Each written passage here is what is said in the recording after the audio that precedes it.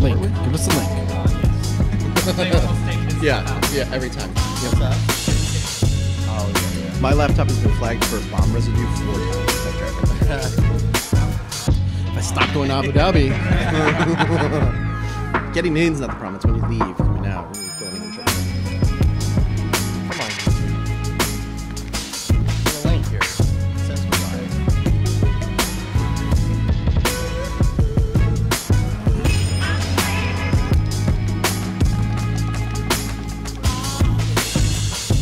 Oh my gosh, that was so good.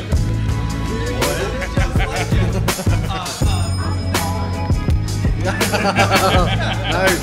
It's good. Dave. It popped up when I opened my YouTube app. How come my own channel isn't telling me live? It says live chat, top chat, 3 people. There it is. It says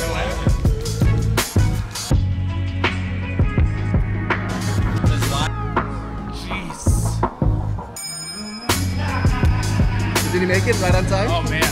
There you go. Good time. That's perfect. Nice. You had the 740. You did. Yeah. He did. He switched. Yep. And he look at he even brings beer. Got it. Already.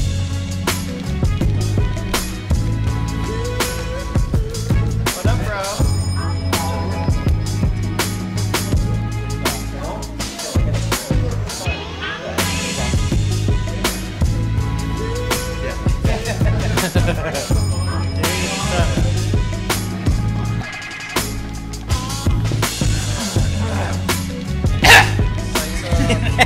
Just clearing.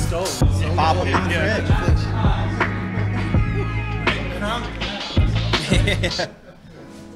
Getting crunk on my LaCroix. Coming in hot. My buddy Ben, when we were on vacation, it was super funny. He was like, trying to like look legit. The secret to playing with a child? Oh yeah. Getting them drunk? No, feed them a bottle. That's what Julie was saying. Just put some vodka in there. Yeah. Feed them a bottle right as you're lifting off. Oh, really? Because it Oh, for the helps ears? their ears? Yeah, perfect. And then it puts them to sleep. And they'll sleep like the entire flight. That'd be genius. All right, bat signal is up. We are live on here.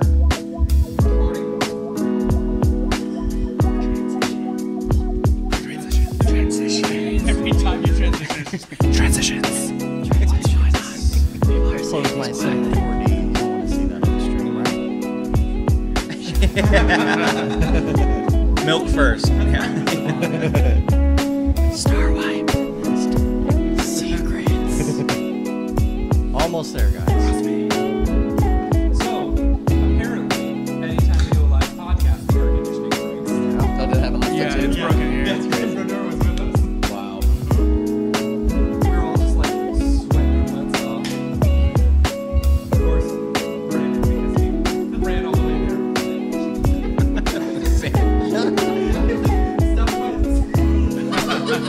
No, it's not by Subway. And so, like, he's running to get to the hotel room, you know, and he's just sweating once he gets there. And he got this full wrong stuff that he didn't eat until after we were done.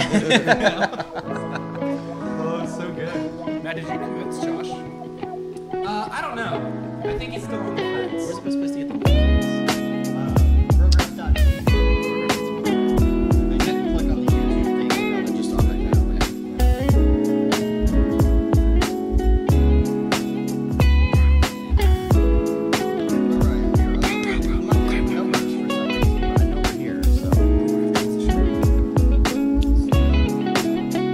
No, it's not in here that it's out there. Check. Them out. It's been a hot summer. At least East Coast. It's been a fucking swampy summer. Yeah. Yeah, Humidity's Maryland's been been stupid. Swamp. I feel like we haven't gotten above like 70 in the past like month. Real humid. Yeah. Okay, super so humid. we're gonna do an All that intro. I'm water. gonna say I'm Dave. I'll say I'm Matt. Right. And we'll just go around the table. Yeah, just point it out. You should do Damn. your stuff first, and then That's say we got crazy. a bunch more people with us right now. Really? Here's round one. You guys introduce yourselves. Ours is like Yeah. Should I cut the grass? No, the lawnmower's just gonna sink into it. Okay, so just let us, and then I'll do the thing and say everybody introduce yourself. Okay. See, we're going in a circle introducing ourselves. That wasn't the same. He's gonna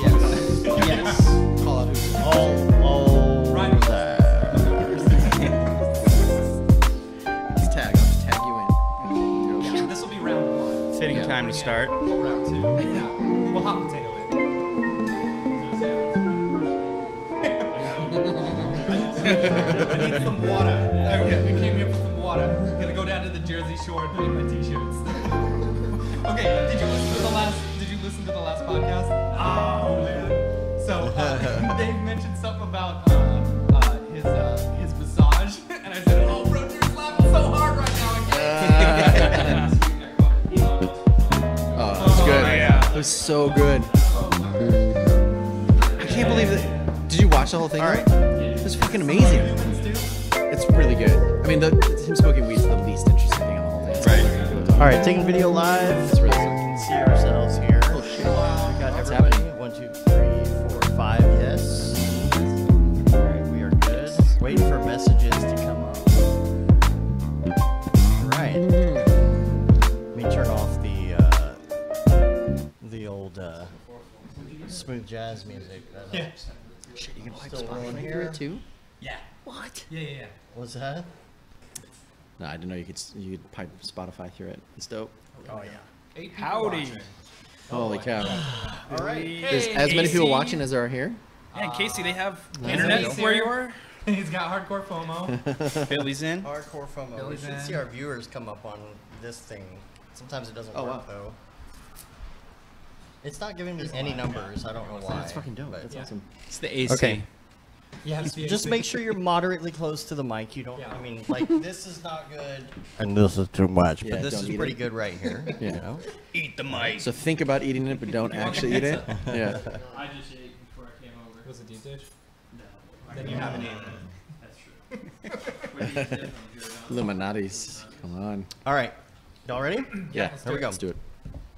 What's up, bros? Welcome to another Brograph Brocast. I'm Dave. I'm Matt. And Brograph is a supplement to our site, brograph.com, which is a motion graphics tutorial site with tutorials, plugins, podcasts, and other MoGraph stuff. And on the show, we talk about everything ranging from motion graphics to Cinema 4D, After Effects, plugins, render engines, doing business, doing taxes, being a contractor, or working for the man. And we're here at the Air Bro and B with lots of people. Lots of people. So many people that we actually are going to have to switch mics, change places at some point. Yes. So everybody, let's go around, introduce yourself For round 1. for round one. Go ahead. Oh, so Ryan Summers. I'm at Otternod on Twitter. Liam Glisham at 531 on Twitter. Mark Sinozia at Mark Sinozia on Twitter. Not gonna say who you work for or anything like that. Anyone? I work for myself, so Damn right. Yeah. This is gonna be a very interesting podcast because we have Ryan Summers here. Oh, Jesus. Yeah, So that's true. I am very excited about this podcast. Awesome. It will be a very opinionated podcast. Sure, exactly. That's the only way it should be. Quick and to the point. Yeah. All right, so we're here, half res, right? Mm-hmm. For you guys and gals who have not listened for the past few weeks, we're here for the half res. What is it? Meetup convention? What's it called? Get together, Get-together, fun time. hoedown. Yeah, Hoedown? the hoedown. Yeah. We're Okay. here for the half res hoedown. Hey, that's good. I like That's that. good. Okay. You guys Yeah. should actually do half res south and call it the half res Odown. Quarter res. Quarter res. Quarter res. Yeah. Okay, so what we're going to do is we're going to talk about some stuff and things that are going on in the industry right now. And we had a lot of pre-show discussion, Yeah, which was awesome. It's And I a wish it shame. was It was recorded. really good. We should have been recording. But we'll try and recreate that the best we can. I don't know. I don't know. Can't make magic We can make it twice. happen. We can Yeah, I do it. know, right? Magic. Okay, so what do we want to start with? What are we starting with today? Because SIGGRAPH is over, R20 is out. We're kind of having fun with that. Yeah. And do we want to get into? I don't think we want to get into R20 per se. Let's get into some more industry stuff. I think that would Yeah, be a dude. good Okay, place to here, start. I'll start this out. Okay. I'll start this out because this was an interesting conversation that was had this week on Twitter. Started by you, of course, Ryan Yeah. Summers. Uh-huh. And this was a question that I asked you because I was very curious. You know, your tweet that you said kind of put me on this whole like thought process Yep. about working in LA and stuff because you said a lot of studios are super like heavy wanting people out in LA to work their work at their studios and stuff. They're desperate for freelancers. Yep. I was thinking, is it possible? This kind of came up in the Slack this week. Is it possible to be able to like go and work remotely, in LA and then go back home. Yeah, You know? yeah. I mean, it's a crazy thing, but I don't think it's any crazier than I think on the way here I was listening to Ash Thorpe's podcast with Joey, where he talked about living in San Diego and training into LA for a year, 3 hours each way, doing 6 hours. I don't think it's completely ridiculous. It's definitely like on the higher end of being committed to what you're doing. But yeah, I mean, a lot of people ask me about remote. I think remote's the future. I think we're definitely, going to see more and more people doing remote. But the comment was more about people who ask me all the time, like, how do I get to work on cooler stuff? Like, how do I not work on explainer videos? How do I not work on type slams? Like, how do I level up? And it's really, really hard to manufacture that yourself. Even if you have a small group of people you're working together. And on my end, I work at a company called Digital Kitchen. We have offices in Chicago and LA and Seattle. And we are constantly dealing with the inability to find qualified people, like legitimately qualified people that can crank out work. What are you looking for? So just for all the people who are like, I want to work for you guys, you know, I want to work for some of these big name companies. What are you specifically looking for in a candidate who will come and work for you? It's a really good question. Sometimes it's just really especially based on what the work is, but across the board, there's some stuff that doesn't have anything to do with, are you good at Cinema 4D? Do you know After Effects? Are you doing Houdini? It's really like, are you easy to work with? Which is the basic one. Do people want to work with you? Right. Okay. So that's one. Are you easily art directable? And I tell people that, and sometimes people get upset, but it's really the question of like, do you know when to use your ego to stand up and say something should be different or to suggest something? And do you know the time and place to kind of exercise humility to know when you should just put your head down and do the work? And sometimes, that's not me. And I'm specifically talking about like if you want to freelance, like if you want to get and work at 3 or 4 different shops over the course of a year, and kind of level up, like if you want to go from what you were doing to what you want to do. Those are two of the biggest things. I think being easy to work with, being easily art directable. Some things that are like having a good network of people that you can kind of help bring in as well. That sounds silly, but sometimes knowing other people that can be a resource, on a job. So maybe if you're not so great, yeah, you got a bunch of really good friends. Yeah, exactly. You're like, oh, come on, bring these guys in. To be honest, let me ride their coattails for a little bit. To be honest, there are people who are producers' best friends in shops. There are people who you're still there working, but people know the resources. They know the people with the Rolodex. They know the people with the contacts, especially, as jobs come in and they turn around quick or they have really weird requirements. If you know somebody who's great at TFD, or you have somebody who's an awesome Houdini guy and they may not even be local, but you can get them hooked up for a 3-day job, or for one component of something that changes at the last second. That is another skill set that nobody teaches that I think is incredibly valuable. I know being on the studio side, it's awesome knowing the people that have those connections. Let me ask you about this. So as far as hiring freelancers, because I mentioned this to you earlier, like as far as, some people are saying, well, why can't I just work remote, Well, my thought process behind that was you've got some of these big studios who are working under really heavy NDAs, and so they need people locally who will be able to sign those NDAs because they're not sending out files. You don't.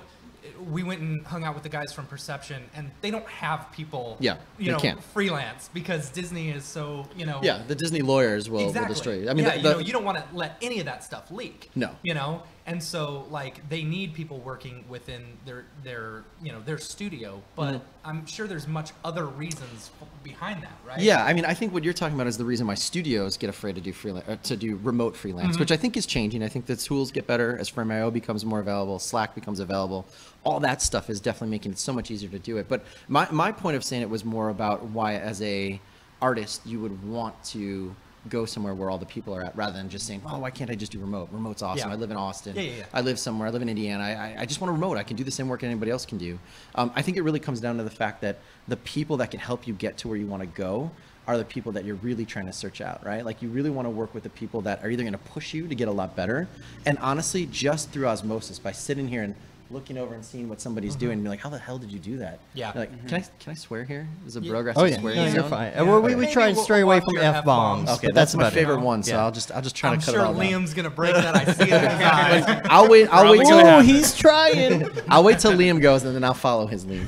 But I think of those moments where it's like, well, how did you do that? Or having an art director who's not the creative director yet, but he's trying to push to get his kind of point of view across, having artists that he can use as tools to elevate himself. Like when you get in those environments where working in a studio is all about value, especially when you're freelance, right? You can demonstrate your value a lot quicker, a lot easier into a much larger group of people by just being in the same room. And sometimes it's going to lunch and doing what we're doing now, but at lunch. Or it's everybody goes to get beers afterwards, be like, God, we shipped that, but we should have done it a better way. What would that way have been? You could be someone fresh into LA, fresh into New York City, and be able to say, like, it wasn't my time to say that. I was a little humble in the moment, but now, like, I can tell, like, why didn't we use, this instead of that? And people learn who you are in a much easier way than if you're just on Slack and you're just kind of, saying, reporting in. It's a different kind of response curve than it would be if you're just remote. And it's not for everybody. And I'm not saying that you need to go and move to LA and spend your whole life there. But if you go in and you put a year in and you build that network, you can always leave and be remote and have all those connections and see where those connections take you. So that's where a lot of that came from, because we can't find people. Yeah. And I know there are people out there, but we don't see them. We can't find them, and I can't push them to a shop if they're not next door. Do you think people are leaving and all going to freelance? Do you think that there's a migration going on, or? I think it's two things. I think that there are a lot of people, as Joey puts out the manifesto and as people start getting told the way to go when you get out of school is to go freelance, because that's where the money's at. That's where the gold is at. I think that definitely is. There are people who are going out and they don't even know about studios, or they think it's unattainable. I think the other big thing is there's a really big brain drain, especially in places like LA, New York, because the large tech brands are starting up essentially their own shops. Yeah. They're going in, they're rating creative directors, lead artists, senior artists, and they're folding them in, and they just kind of disappear. They become black boxes because you don't hear them, you don't see them posting work anymore. They can't talk about their work, but there are those spaces. I'd guarantee every major shop that you've heard of has lost 1 to 2 people to a company like Apple, Facebook, or Google in the last year. Yeah. Maxon Rick is actually on the chat. He said Maxon it's the same Rick? reason we at Maxon always say it's important to come to the shows, even if we stream them live. Absolutely. Yeah. Absolutely. Oh, yeah. Yeah, I mean, NAB, I can remember the first year that I was in the industry. I didn't know anyone.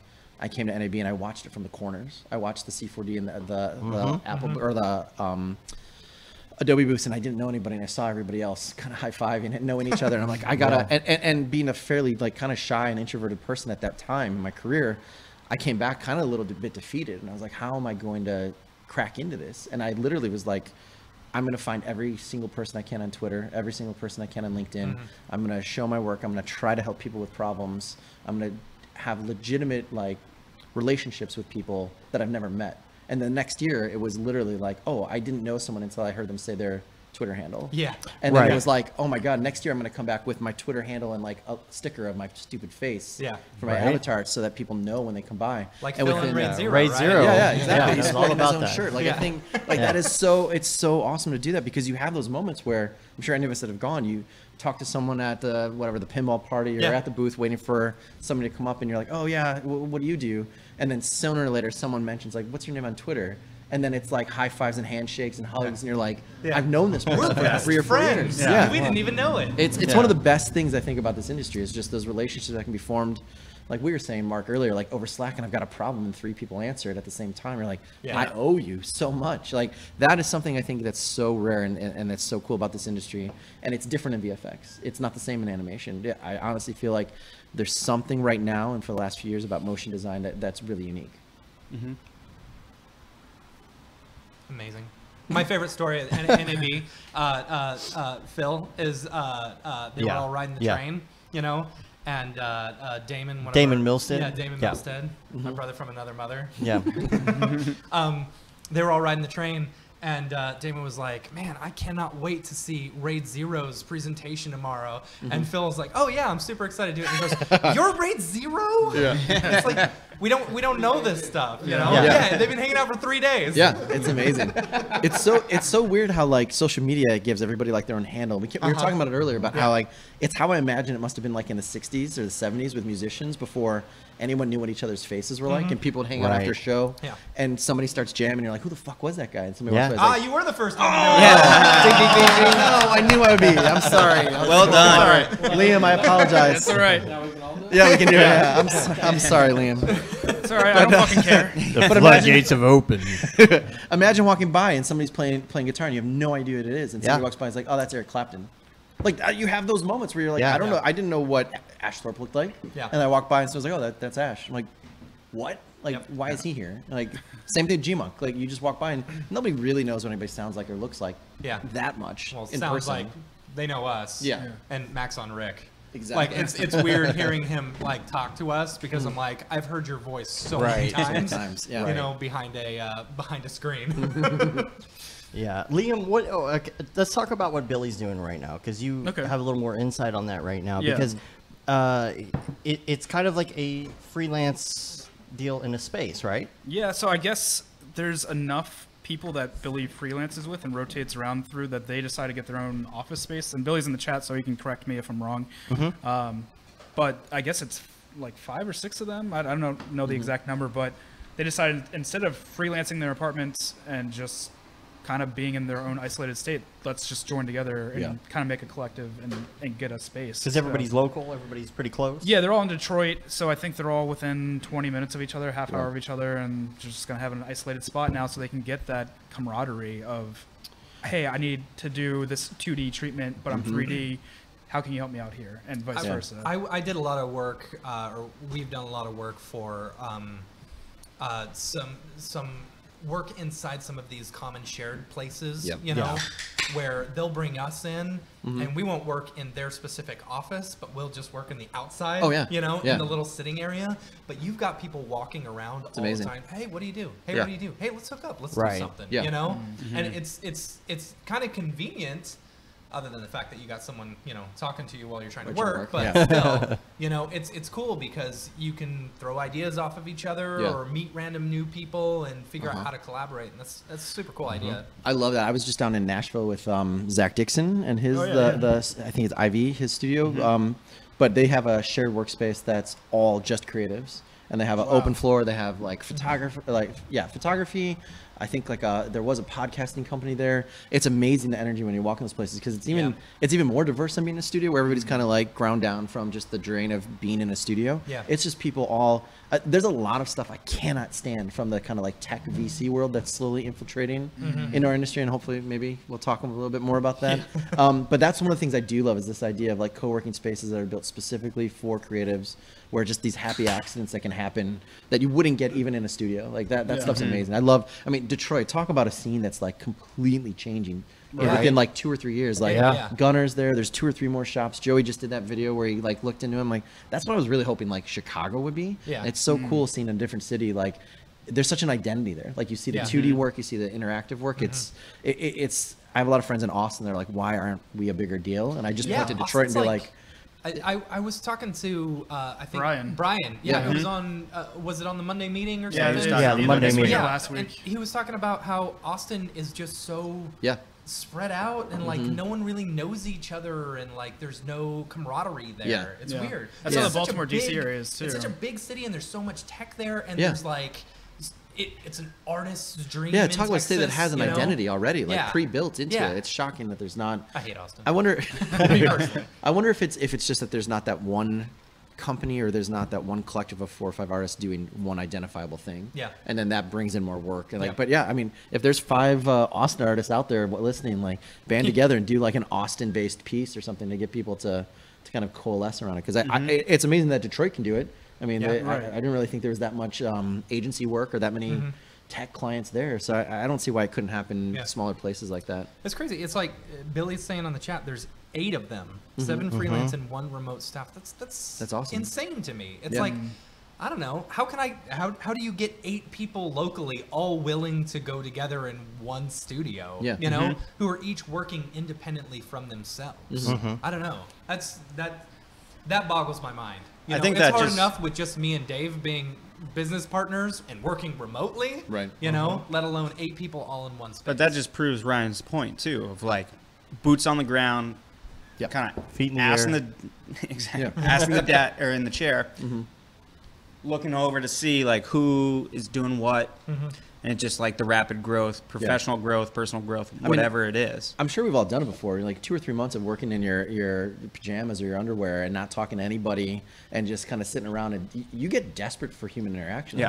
Like you emerge and you're like, what year is this? Exactly. A little plug for the Monday meeting. A little plug for the Monday meeting. Every Monday at 10 a.m. Eastern Standard Time. Yeah, Thank we'll you. talk about that. No, my first like 2 months of like quitting my job and working entirely from home, I was scared to drive. Because I did it so little. And, you know, now I've just moved to a place where everything around me, like anything I need, is within a 1 mile radius. That, like, I don't drive at all. No, but you can disconnect from like all social interaction, especially if you're flying solo or like it can really get a little hairy after a while. And so this is interesting, like what you were just saying, the Monday meeting. So if you guys or girls don't know, if you people don't know, the team doesn't know. Team. There you go. Family. If Z don't know. If your family don't, if our family, whatever. Y'all. If y'all, there we go. Y'all. I just gotta go back to my Texas roots. If y'all don't know, you know, Mark and Liam are doing this thing called Monday Meeting. I think we've talked about it before on the show, but I've been telling you guys, or I mentioned today that you guys should start throwing it out there, you know, and as far as like on Twitter and stuff like that. But right now it's just in the Slack. If you have joined our Slack or want an invite, let us know. Right now it's closed. But basically it's once a week, right? Every Monday. Give us a little lowdown on it because I think it's super cool, you know. Anyway, Yeah, Mark, you can start. Yeah, so I think it all kind of stemmed from blog posts. GSG did, yeah.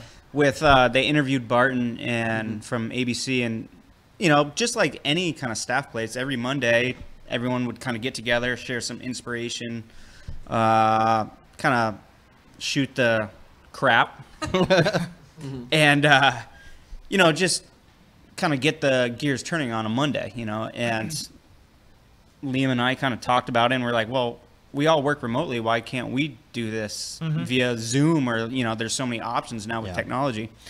So we thought we'd just try it and got some traction. And we've approached a few guests. Like we had Somai on, who did a breakdown of his Oppo piece. And like, that was massive. That thing. Yeah, it was awesome.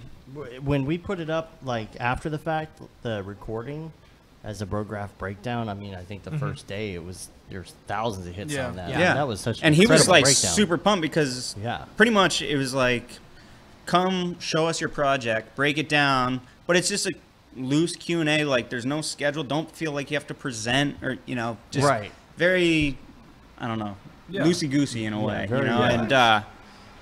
And I think that just set everyone at ease, and like anyone could ask questions, and he shared some project files. It was great.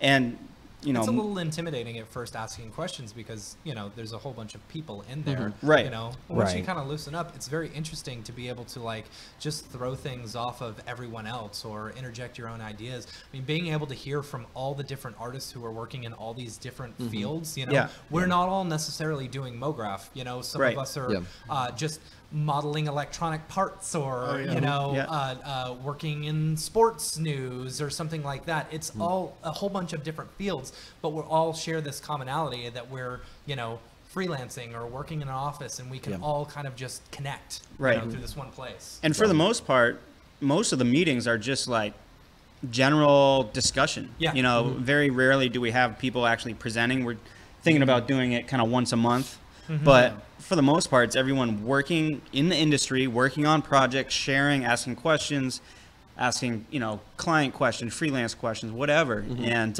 it's been awesome so far, and especially for us working remotely where we talk to ourselves or, you know, people on Slack. It's an actual way to get FaceTime with your fellow artists and actually talk. And actually talk. Exactly. And, you know, we can show up to events like this and you feel like you know everybody already. And I think that's a huge benefit and something that sets, you know, doing these Monday meetings apart from just your normal Slack channel. And like jumping off that a little bit too, like knowing people, now that we've been doing this kind of consistently, we're getting more people in there, but we're also getting to know people and who they are personally. So like this week we were making fun of the Bills because they had a terrible week in football. So sorry, Nick. Sorry, Nick. Yeah, if you're listening. But if you guys hear some chatter so in the background, it's turning into like a real kind of like office space in that sense, where the more you come, the more you show up, the more you're going to get out of it, and the more personalized it's going to be for each person, especially when you're remote and you don't have that ability to talk to somebody and build a relationship. So that's what I've been getting out of it, at least. It's funny. I was mentioning at SIGGRAPH, you know, we don't get out that often.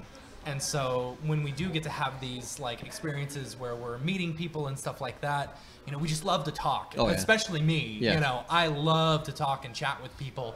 And the day after we got there, my jaw was so my sore God. from talking because Yeah. I don't talk to myself that much at home. You know, it's Yeah. pretty good. Yeah, I lose my voice almost every meetup.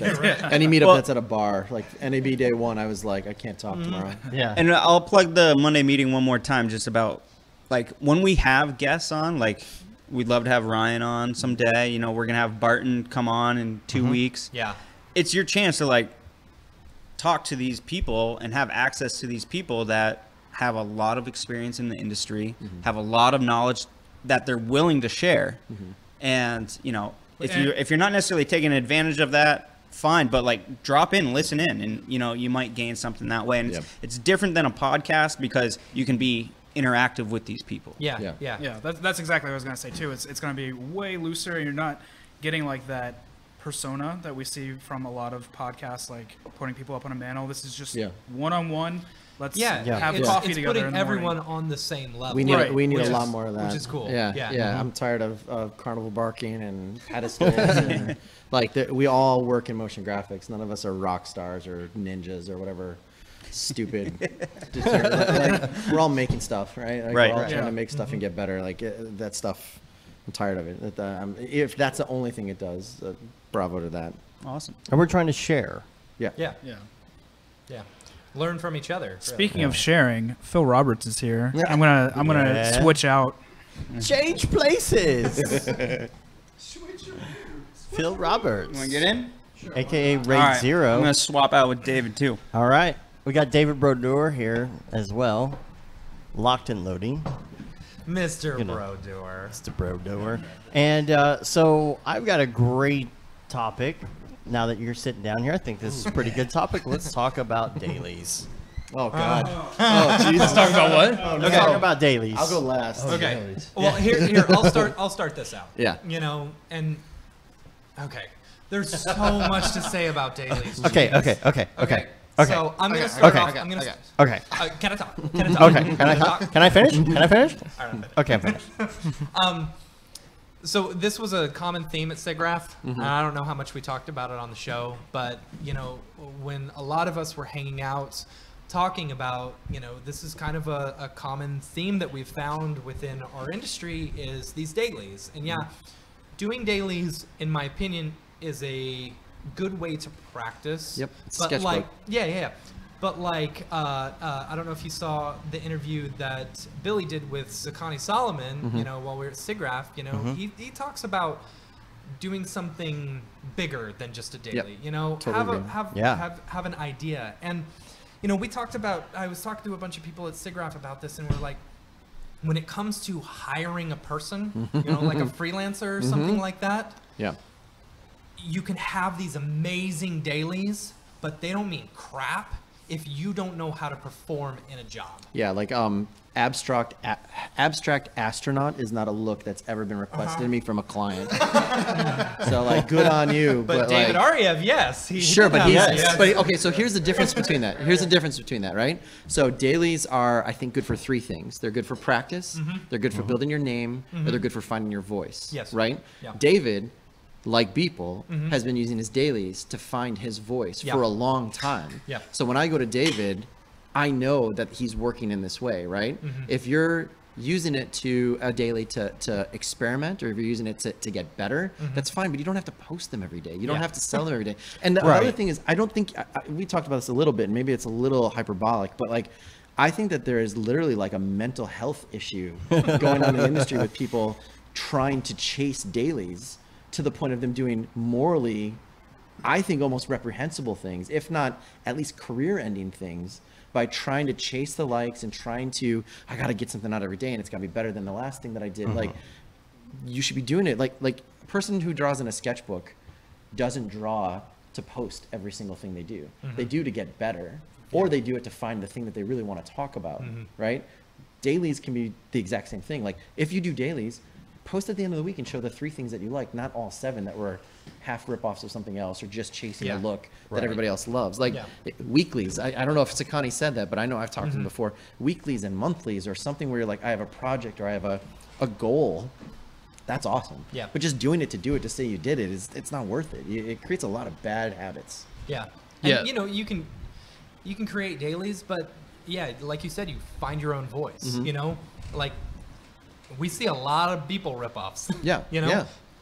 Don't get me wrong. I love Beeple. You know. Yeah. He's the coolest dude ever. Super cool, and he creates amazing He's all right. work. I mean, he's not all right. He creates amazing work. Yeah. But everyone's trying to do Beeple renders. Until Beeple does something different. Right. And then everybody tries to figure it out. And then, like, Yeah. It's, again, I don't know why I keep on coming back to music, but it's the same thing, right? Like, there's people who are bands that are trying to find something new, or musicians trying to find something new. Everybody chases it, and then they take a right turn, and then nobody knows what to do. You know, it's like, you see it in comic books, you see it in filmmaking, you see it, like, be the person who's coming up with a new thing for themselves to figure out what they're trying to say, not the 18th copy of the thing we already are tired of. Right. Brodeur? Yeah, I mean, I could just regurgitate the same stuff. That's definitely the rule. There's definitely some exceptions to that. When I started doing, I guess it was a couple years ago now, I did a 365-day challenge. And this was pretty early on in the everyday situation. It was really only people, maybe a couple other artists that was like tops that were doing the everydays. And a lot of those that I did had gotten licensed out, you know, so like just that idea of making something new every day and then and whatever. I didn't make them for anything else other than a goal for myself. I wasn't chasing anything. You know, I was happy if I got 30 likes. I was like, cool. And then after I started getting 30 likes, I didn't care anymore how many likes I got. I was like, all right, whatever. I don't care It's anymore. like, I'm way big now. I got 30 likes every time. But I bet though you were way happier once you figured out, like, wow, this is me.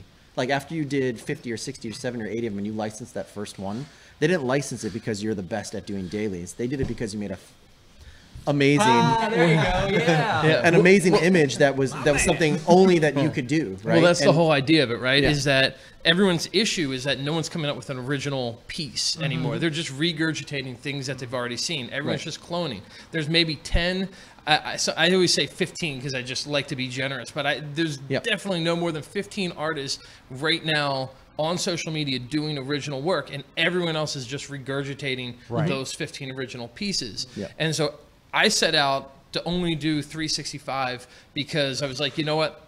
It's just for my personal test. And after that, I wanted to start doing bigger things. And since that point now, for the past 2 years, I've done an animation every week instead. Every now and then I'll skip a week and do like a process breakdown or something like that.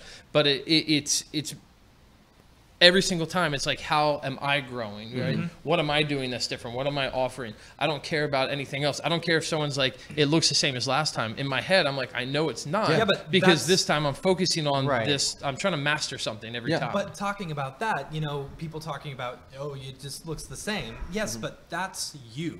That's your style. You have built a look and a style. And anytime I see someone do the little blobby things, you know, I know it's locked and loading. But then this is another point, though, is that you also have to be careful for that. Like, fortunately enough, I've worked at studios. I've done enough freelance work. I've done enough client work that it's like, you know, if you could hit me up, I don't post a lot of it on either my site or my Instagram, but any client that hits me up, it's like, yes, I got a whole portfolio of client work that I'd be more than happy to share with you.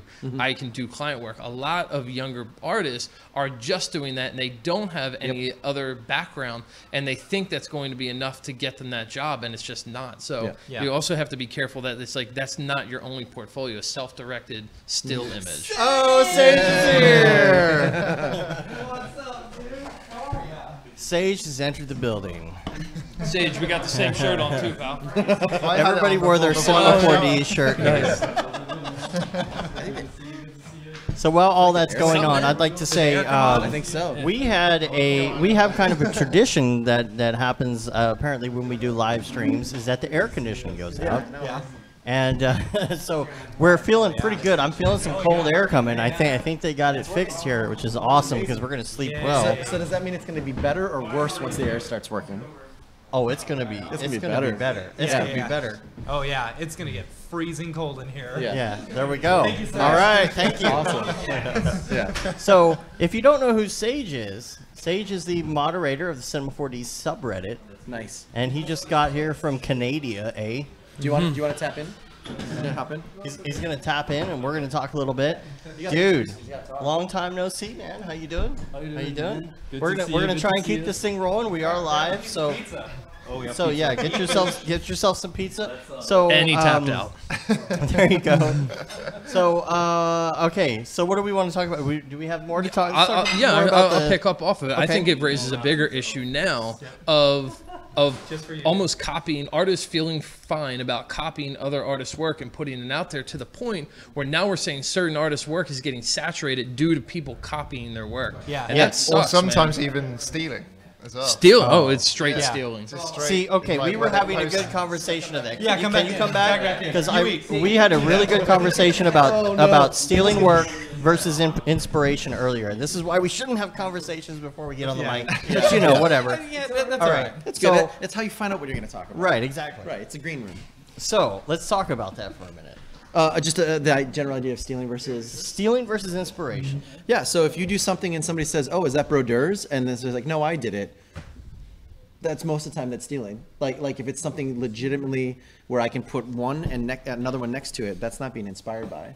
That like being Right. inspired by is saying, "Oh, I took something from Brodeur and I took something from Beeple. And you know what else I did? I took something from out of motion graphics and brought it into my influences." Like the amount of people that I know that love Ash Thorpe but don't understand that Ash loves Katsuhiro Otomo, he loves Stanley Kubrick, but they don't know anything about either of those two people, and then they don't know anything about Stanley Right. Kubrick's photography, heroes from when he was starting before he was a filmmaker, and then they don't know anything from who that guy was taught by. That's how you take something that's a ripoff and make it an inspiration. You find who inspired your heroes, you go back down the line, you find something interesting, you connect it to something else. Like, I'm so tired of hearing that there's nothing new, so just steal everything because Steve Jobs ripped off a bad quote from Pablo Picasso. Like, Right. that stuff is bullshit. Like, you go and you Great find artists things that, steal, yeah. yeah, exactly. And then they get sued for it, and then they hope their company pays for it.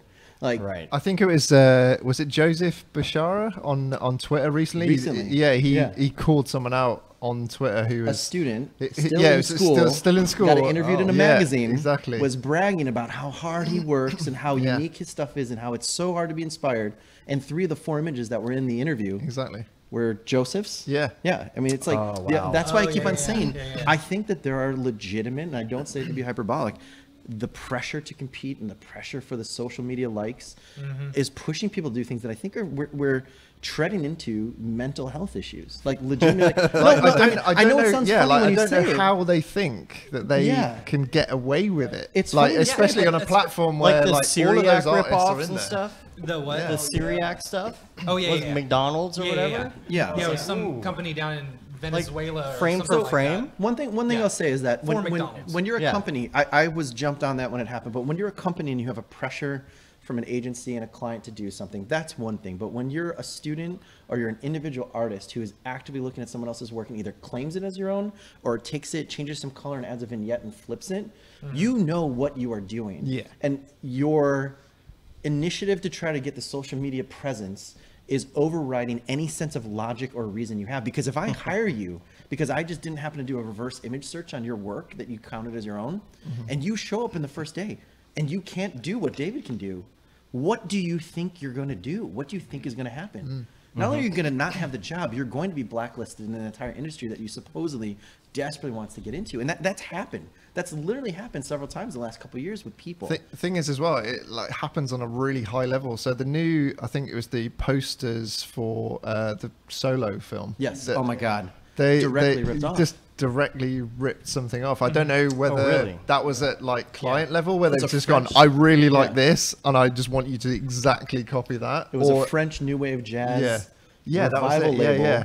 that had the color palettes, the staging, the font everything, work. everything. And they was it. just Yeah, it's- inserted, and the guy, like, I saw the poster, the guy who actually did the original work, and he was just like, I don't know what to do about this. Yeah. Like, Yeah. I just don't know, like, what avenue I need to go through to get this, like. So what do you guys think the appropriate response is? Because I've had a couple times where I've had people reach out to me privately and be like, hey, what can I do to stop this from continuing to happen Yeah. with this one piece of work? And me and several other people, just like with Joseph's situation, have kind of publicly pushed pretty hard. Like, you Yeah. need to apologize, you need to put credits, you need to take down, you need to inform the press that you receive that they are kind of in the wrong. But what do you guys think is the correct? No, response? you got to get Well, paid. here's- You got to here's- get paid. Yeah. Yeah. But here's the Period. question right here, because you've got these studios and you've got people who are coming in with these quote unquote ideas. And so what happens when you're a studio and you have these people coming in that are, you know, these artists, and they're coming up with these ideas, but they're stealing them? How do you manage this? How I do you think make sure that that's not You don't That's- take the work. Yeah, exactly. It's like either you kind of tell them that you need to steer it in a different direction. Yeah. Like we well, can not we if can you use know. this I'm saying as if you don't realize that, how do you prevent that from happening? Well, I in mean, the first place? the dirty little secret that, and I won't talk about the specific scenarios, but I can tell you that it happens at all levels, from school to the biggest studios you can possibly think of. The first thing I tell people to do is, if you're a producer, learn what reverse image search on Google is. Yeah. Because it's the easiest, most thorough way, and there's a couple other services that you can do it as well. I get scared to say it because I think a good amount of pitches that go out contain stuff like this. But then at the same time, it's also kind of describing it. You describe it either as inspiration or reference versus an original artwork. yeah. So is this it? Yeah. Here, the solo legacy of funk? Yeah, I but guess I should there's bring it like up. 5 of them or 6 of them. Oh, Yeah. really? Yeah, there was the entire series was basically lifted. Jeez. So what was this? Is this recent or is this something old? Is this something I think retro? I think it's less than 5 years old, but it was kind of on like I said, I think it was a French reissue of collections of other albums. So it was something that someone probably saw in like a creative arts magazine from 3 or 4 years ago, or they saw it somewhere on someone's Pinterest page and pulled it and just saved it, and they're like, oh, I got to do this. What do Right. I do? Yeah, and they just riffed on it, but the riff wasn't far enough. Like, what you could do from this, like if you were looking at this as an art director and you're like, all right, I really love that funk image. What can I take from it? You can either say, wow, I love type with reversed on images, but I better sure as hell not use red and orange and yellow and a primary character on the right-hand side. You need to go and find Right. 3 other references. Yeah.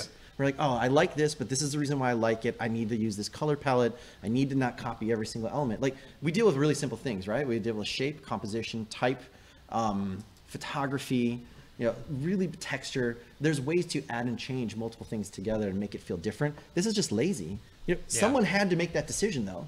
Yeah. Some artist somewhere Right. had Yeah, to yeah. say, like a producer just come and say, make this. Like, someone somewhere had to say, no, at either a studio level or at an Yeah. individual artist level, and be like, no. I mean, I've been in studios where I had to say, I am stepping away from this project currently, will not work on it with the current creative supervision, because A, I don't want it attached to me, and B, we're going to get sued into oblivion. Right. You know, and you do your best you can to bring it up, and someone else above your pay grade either says yes or no.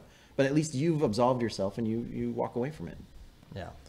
I really like the big push recently on social media, though, of calling Yes. these Oh, yeah, artists out. absolutely. I jump on them every second I get. I'm like, this is fantastic. Now, I did see the one with Joseph, that the person, and after they took him down, he's like, I'm going to delete the tweet.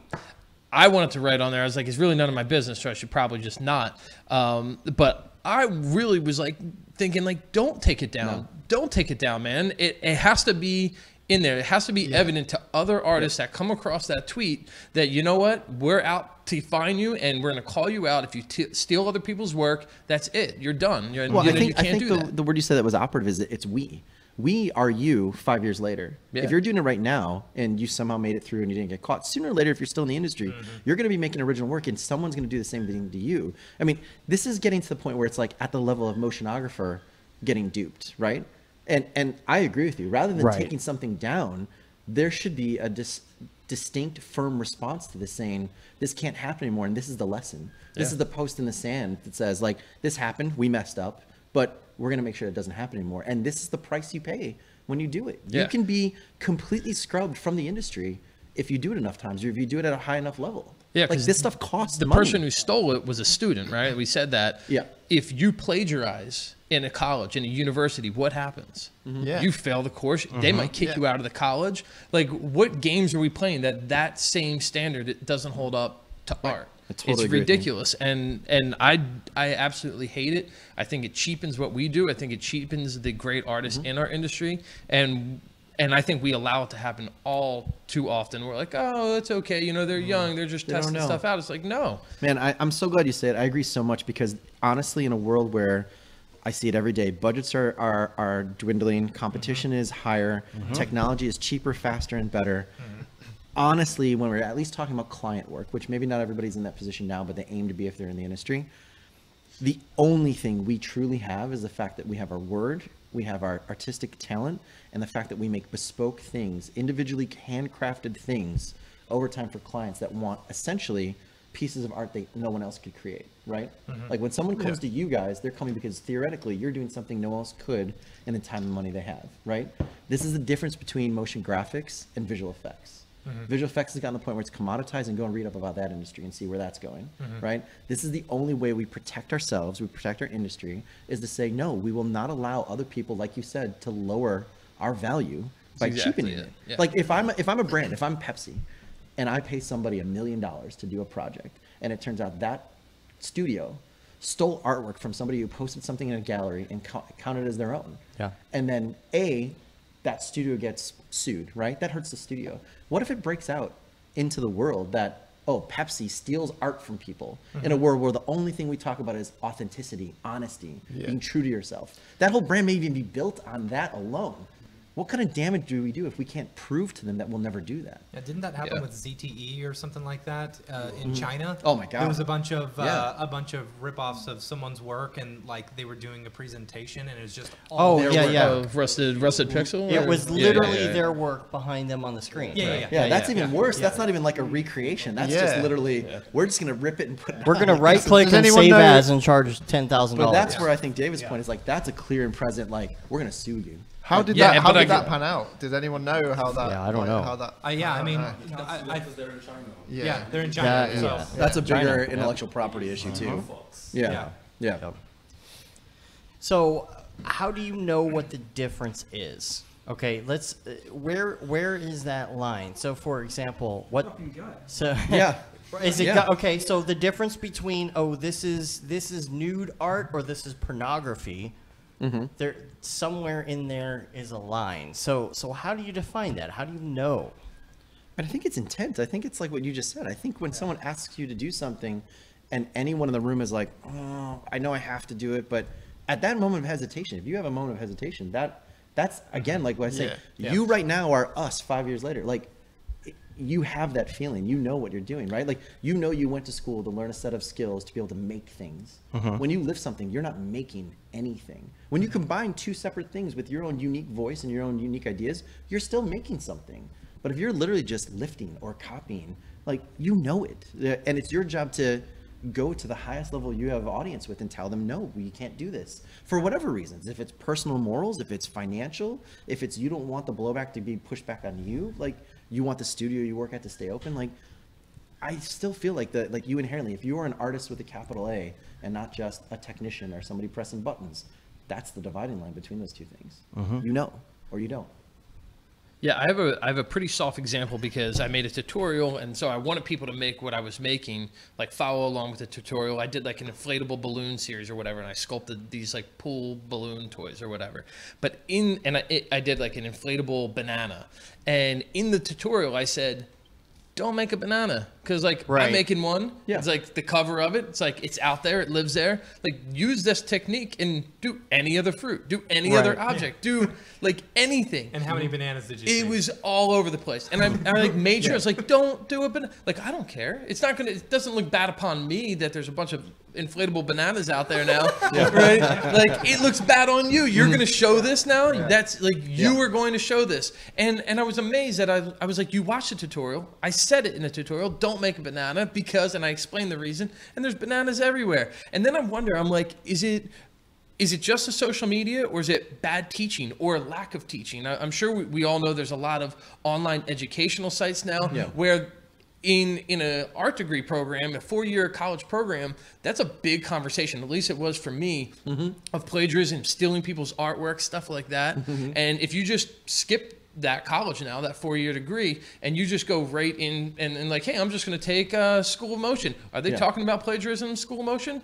I don't know. I know they give you a lot of art assets ready to go. I know people are giving project files for free everywhere. There's free content everywhere. You see people copying. Is it just bad education? And then where does that stem from? And how do we bring that back in industry to teach these people not to do it? Dude, preach. Like, it's the difference between teaching technique and teaching fundamentals.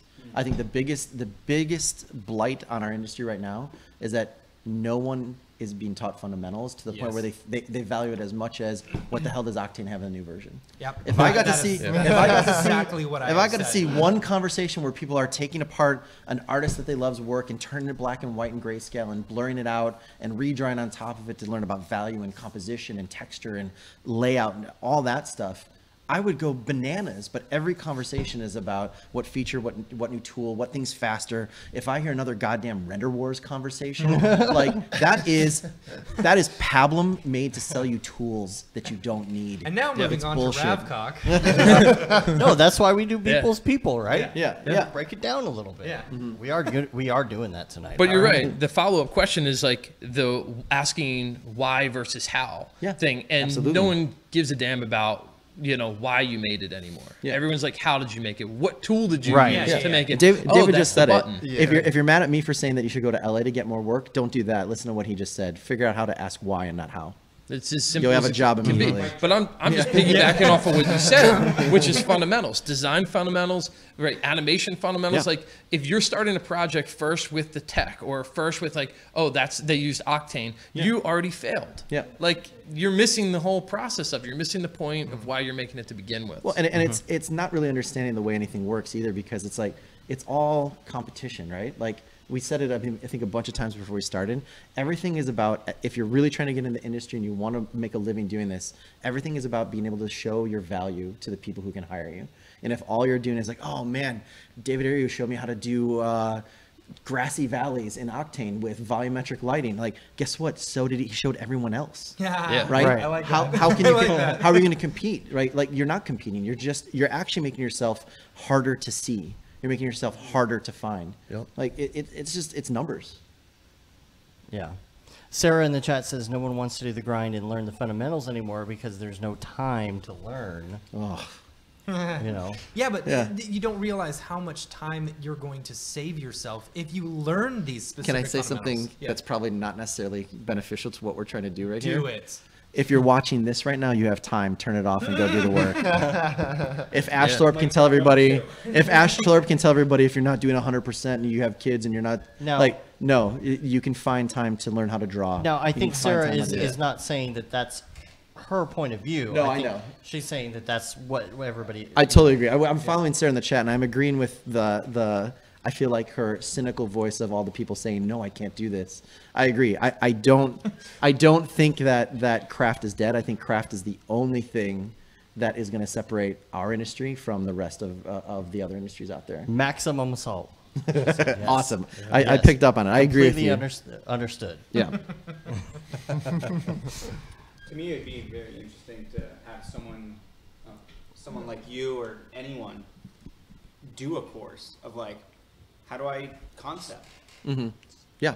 Well, Like, I mean, how do I come up with these ideas? Like, how do I end up, even if they're loose, shitty drawings, Yeah. right? Like, get them down on paper. Absolutely. Get them, like, I don't know, just stuff like that. I think that's what is totally Carrie does really well. Division 5. True. I don't know why enough people haven't seen that, but I think I have a feeling it's because that stuff's hard to learn. Like we were talking about it earlier before the show. It's really easy to get the muscle memory and this fast food satisfaction of pressing a button and seeing it do something.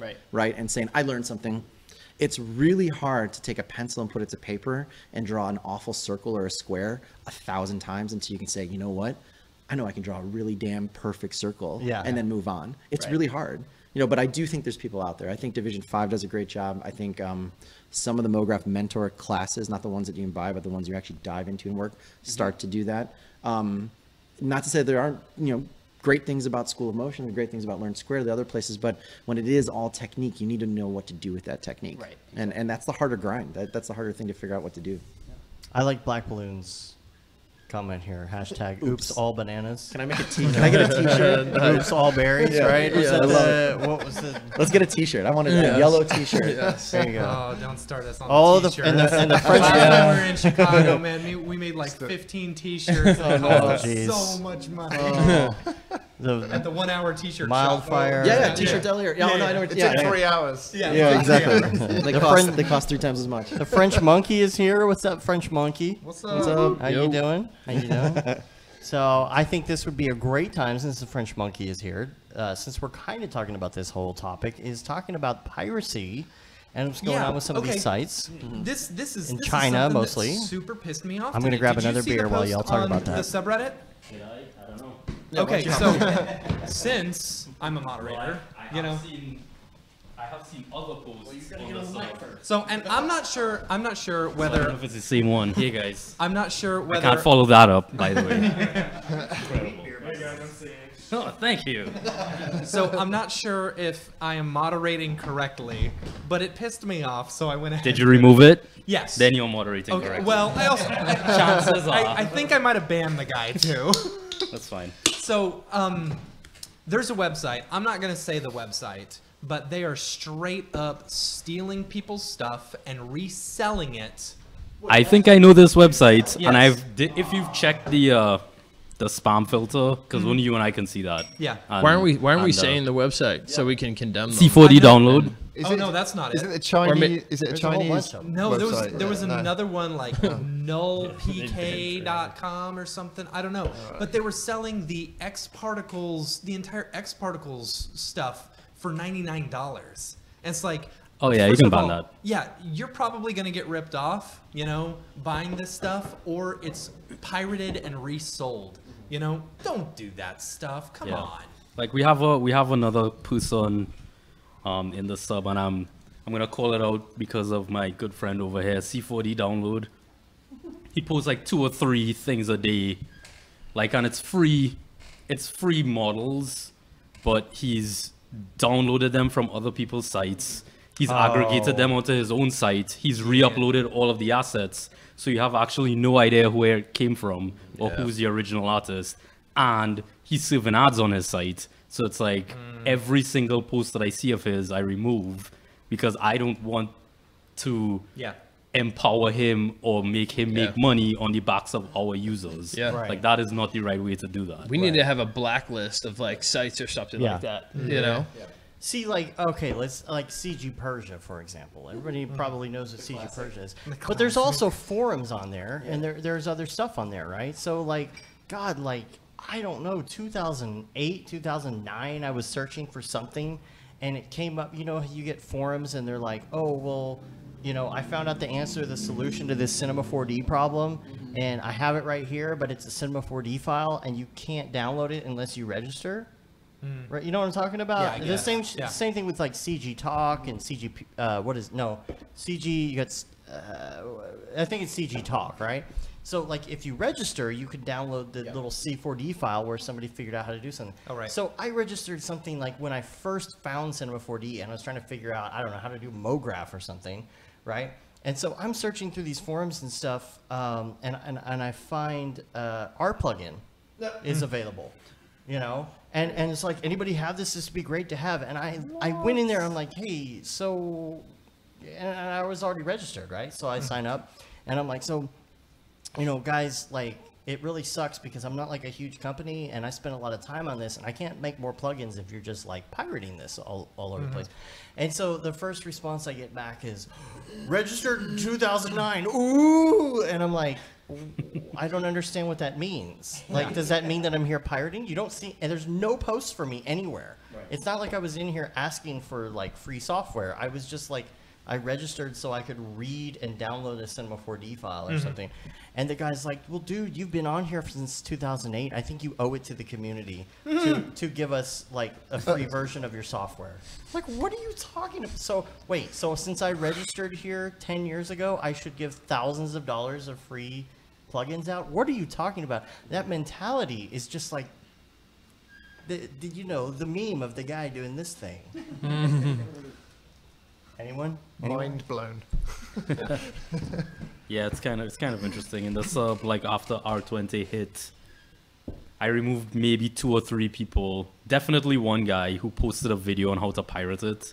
What? And I'm like, yeah. Why would you post that to the site? And I'm like, this is the stupidest place to do this. Yeah. Because we know for a fact that Maxon employees read this thing. Like people have told me specifically, and there's a guy in there who works at Maxon. He posted a picture from the office. You're like, you're an idiot because you've just told everyone, including people at Maxon, that your entire YouTube site your Yeah. channel is powered by piracy. Good Sarah, job, idiots. Sarah, the Like- Jackie Chan meme. That's what it is. Yeah. Oh yeah. Sage, I just gotta say, I've missed And- your accent. And you see it a What lot. accent? I don't have an accent. You All see of it. you have accents. And the French monkey says it's been months since I haven't been on CG Peers. I'm afraid of the numbers on my stuff. Understandable, because French monkey had quite Yeah. a problem with this, and I'm seeing it in the Octane Facebook group, in the Redshift Facebook group, in the Cinema 4D Facebook group. How can I get a free copy of this? Like, are you really posting that in here right why now? not the Facebook group? Like, what do you think people are going Right. to say? Like, what do you expect people are going to say on that? And I get it. I know that there are people who are in high school and college. And so okay, don't tell me that the 10-year-old on YouTube who's doing Cinema 4D tutorials has bought that piece of software. Yeah, right. I'm sorry. I'm Hey sorry. guys, today I'm gonna teach Yeah. you how to create a cube in Cinema Right. 4D. Right. But down the line, they're going to know Cinema 4D and they're going to go work somewhere, or they're going to go work somewhere that doesn't have a piece of 3D software, and they're going to say, you need to buy Cinema 4D. And I'm not saying that pirating is a good thing. I'm just saying that, like, let's look at Adobe. Let's look at some of the other stuff. There's always going to be a certain amount of piracy. I think everybody knows this. I think everybody admits to that. I understand that. I think that certain things are made popular by piracy or whatever. But, like, don't blatantly go out and, like, be searching that out. If you can afford, if you're making money off of it, you need to be paying for it. We have like multiple copies of all these plugins and render engines and all of these things that we've tried, and it's like, dude, like, why would you do that? You're going to be in this industry, you're going to be talking to people, you're going to be meeting people that made the software that you are using. Like, don't be that guy. Don't show up and be like, I really like your software, but I didn't buy it. Yeah, I think you hit it. Like, if you're making money on it, it's like you have to buy exactly. it. You're an asshole if you're using someone's software and making money and you didn't pay for it. And like, what's so weird is our industry's small. A lot of the people that own the companies, like you're even like you guys, right? They're not massive companies, and then you come to meet people and hang out, and you look these people in the face, knowing that you stole their stuff. Yeah, exactly. And you're like, oh, everyone's really chill. No one's a jerk, and like. And then you go home and you buy their stuff. You know what I mean? So, don't. Well, okay. I don't know what else to say. Just right? stop it. Like Just, there. And like Cinema 4D has Behave. student versions. There's so many student licenses now. How Right. much Yeah. free Yeah. software? I That know. wasn't around for us. yeah, definitely There's wasn't. no free software. So like, I almost think our perception is a bit skewed because we had to steal because we listen. You know what it's like? like bread for my family. No, like A lot of time in class. so like there was no option. There was no free. There's not even really trial versions, right? And I'm not saying that like we got to do it and now it's bad, but it was good for us. It was never good, but we didn't even have an outlet to like test stuff. And there's so many things that I have not purchased that I tested and I was like, I wouldn't buy this, I wouldn't use this. Yes, I and couldn't afford it even if I wanted it, but that's it. I'm a college student. It's no good, right? But now you don't have to do it. It is hard to do that, but a lot of people offer that as a tip. And I think a lot of people too go places like, for example, Matt and I, when we were first using Cinema 4D, we were not working for ourselves, right? We were working for Companies. the man, if you will. And then we met the Maxon guys. You know, we came out, we started going to these things while we were still working there. And at that point, the Cinema 4D we were using was the version of the software that our advertising agencies had purchased or not purchased that we had worked at. And so like the moment that we started our own company, we bought a copy of Cinema 4D because like we're making money off of it. So if you're making, that's the thing, if you're making money off of it, there's no reason why you can't buy it. I don't understand, because if you're any good at it, you're going to be able to make the amount of money that it costs pretty quick. Yeah. Maybe in 1 gig. Yeah. And Oh, yeah. companies are privy to that now too, right? Like Adobe don't they have like a $5 a month student license or something? yeah. Like, Right. Yeah. or $20, you know, it's like And you get C4D with that.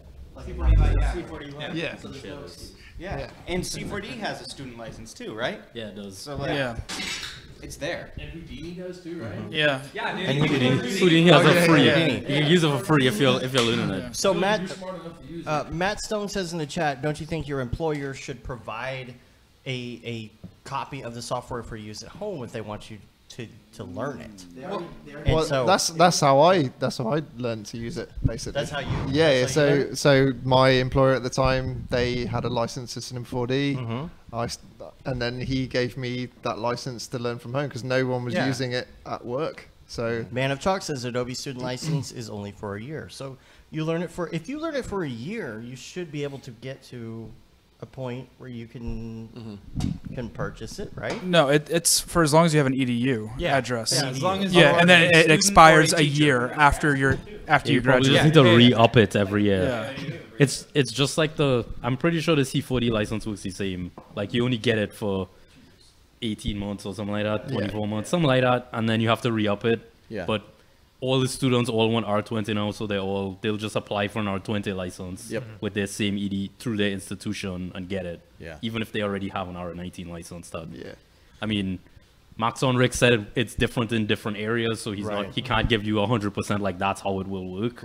But generally, It's in their interest, isn't it? To get people using it as much as possible. Yeah, absolutely. And you know what? If you're using a Creative Cloud license at work, that license is good for 2 machines. So it could be on a laptop so if you have a laptop at home and a PC at work, you can log in with your login on the Creative Cloud app and download and use anything as long as it's just you. Yep. And let's just be honest, a lot of this stuff is not that expensive. No. I mean, I even offered the people in CG Peers, I said, get in touch with me. I will give you a discount code to get it for $49. And dude is like, well, $49 is too expensive. I'm like, if you cannot make $49 as a motion graphics dude, then you should probably kind of rethink what you're doing. the thing is, Orders. There's just like software orders. Yeah. So The yeah, thing we is, were saying software hoarders. like, Yeah. I was gonna play go ahead, devil's Sage. advocate, Okay. which is a very unpopular opinion. This is not an opinion that I hold. But to play devil's advocate, the people on CG pairs who are downloading that stuff Our Trump were supporters. never gonna buy it in the first place. Yeah. If you Right. torrent stuff, Like you support Trump. They were never ever. It's not a customer you're ever going to convert. Yeah, like they were never gonna buy that. Like that guy was never going to buy your software. And I've heard that too. I've So, heard like, that too. And on You the realize other there's a guy in hand, the chat who's literally saying, "I steal all this software." Oh wow. And it's like, like, dude, what is your problem, you must not be good enough to make money off of it. That's all I can say. Maybe he's just trolling. but- I have a question too. Like, what is this like prideful thing with watermarks? Like Arnold, you can try. Redshift, you can try. Octane, you can try. They I all learned have Redshift water. with a watermark. Yeah, and I you can learned all Arnold with a watermark. right. Yeah. Why can't people? Yeah. Why can't people get over the watermark thing? Like you can try the software for free for as long as you want and have a watermark. Like why do you have to steal it? You know? Yeah. Those one-a-days, bro. Yeah. For the likes. Pixel perfect For one a the days. likes. The likes, yeah, they won't be liked if there's a watermark. Yeah. And the other part of it, people who pirate a lot of stuff, is if it doesn't have a demo, or if it's a plugin that isn't accessible or is extremely expensive, and a couple of them come to mind. If you want to try it out, let's not go there. If you want to try it out and you don't want to put the money down for it, like if you legitimately want to try it and see if it is gonna work for you, in some ways the easiest way to do that is to just pirate it.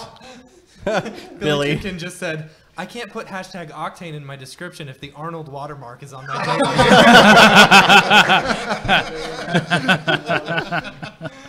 Where's the bell when you need it? You didn't bring the bell. Sorry, got the bell.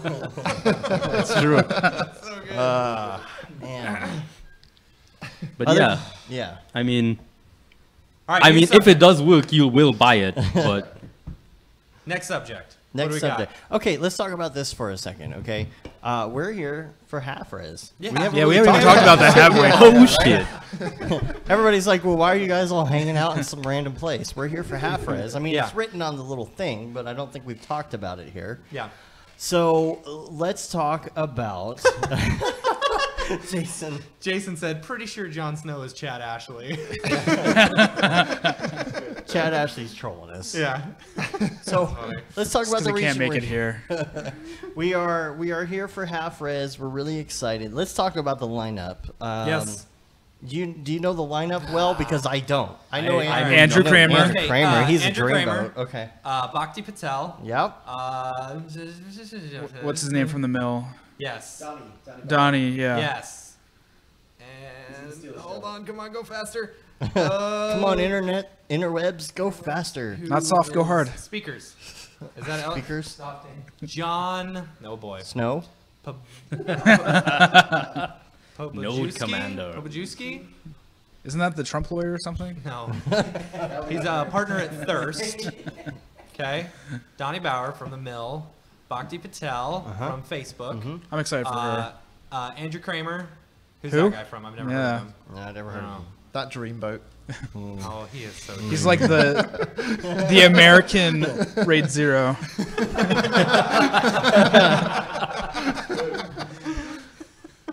giving away plugins. Just look into his eyes and just melt.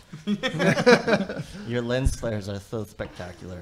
His eyes are just lens flares. Yeah.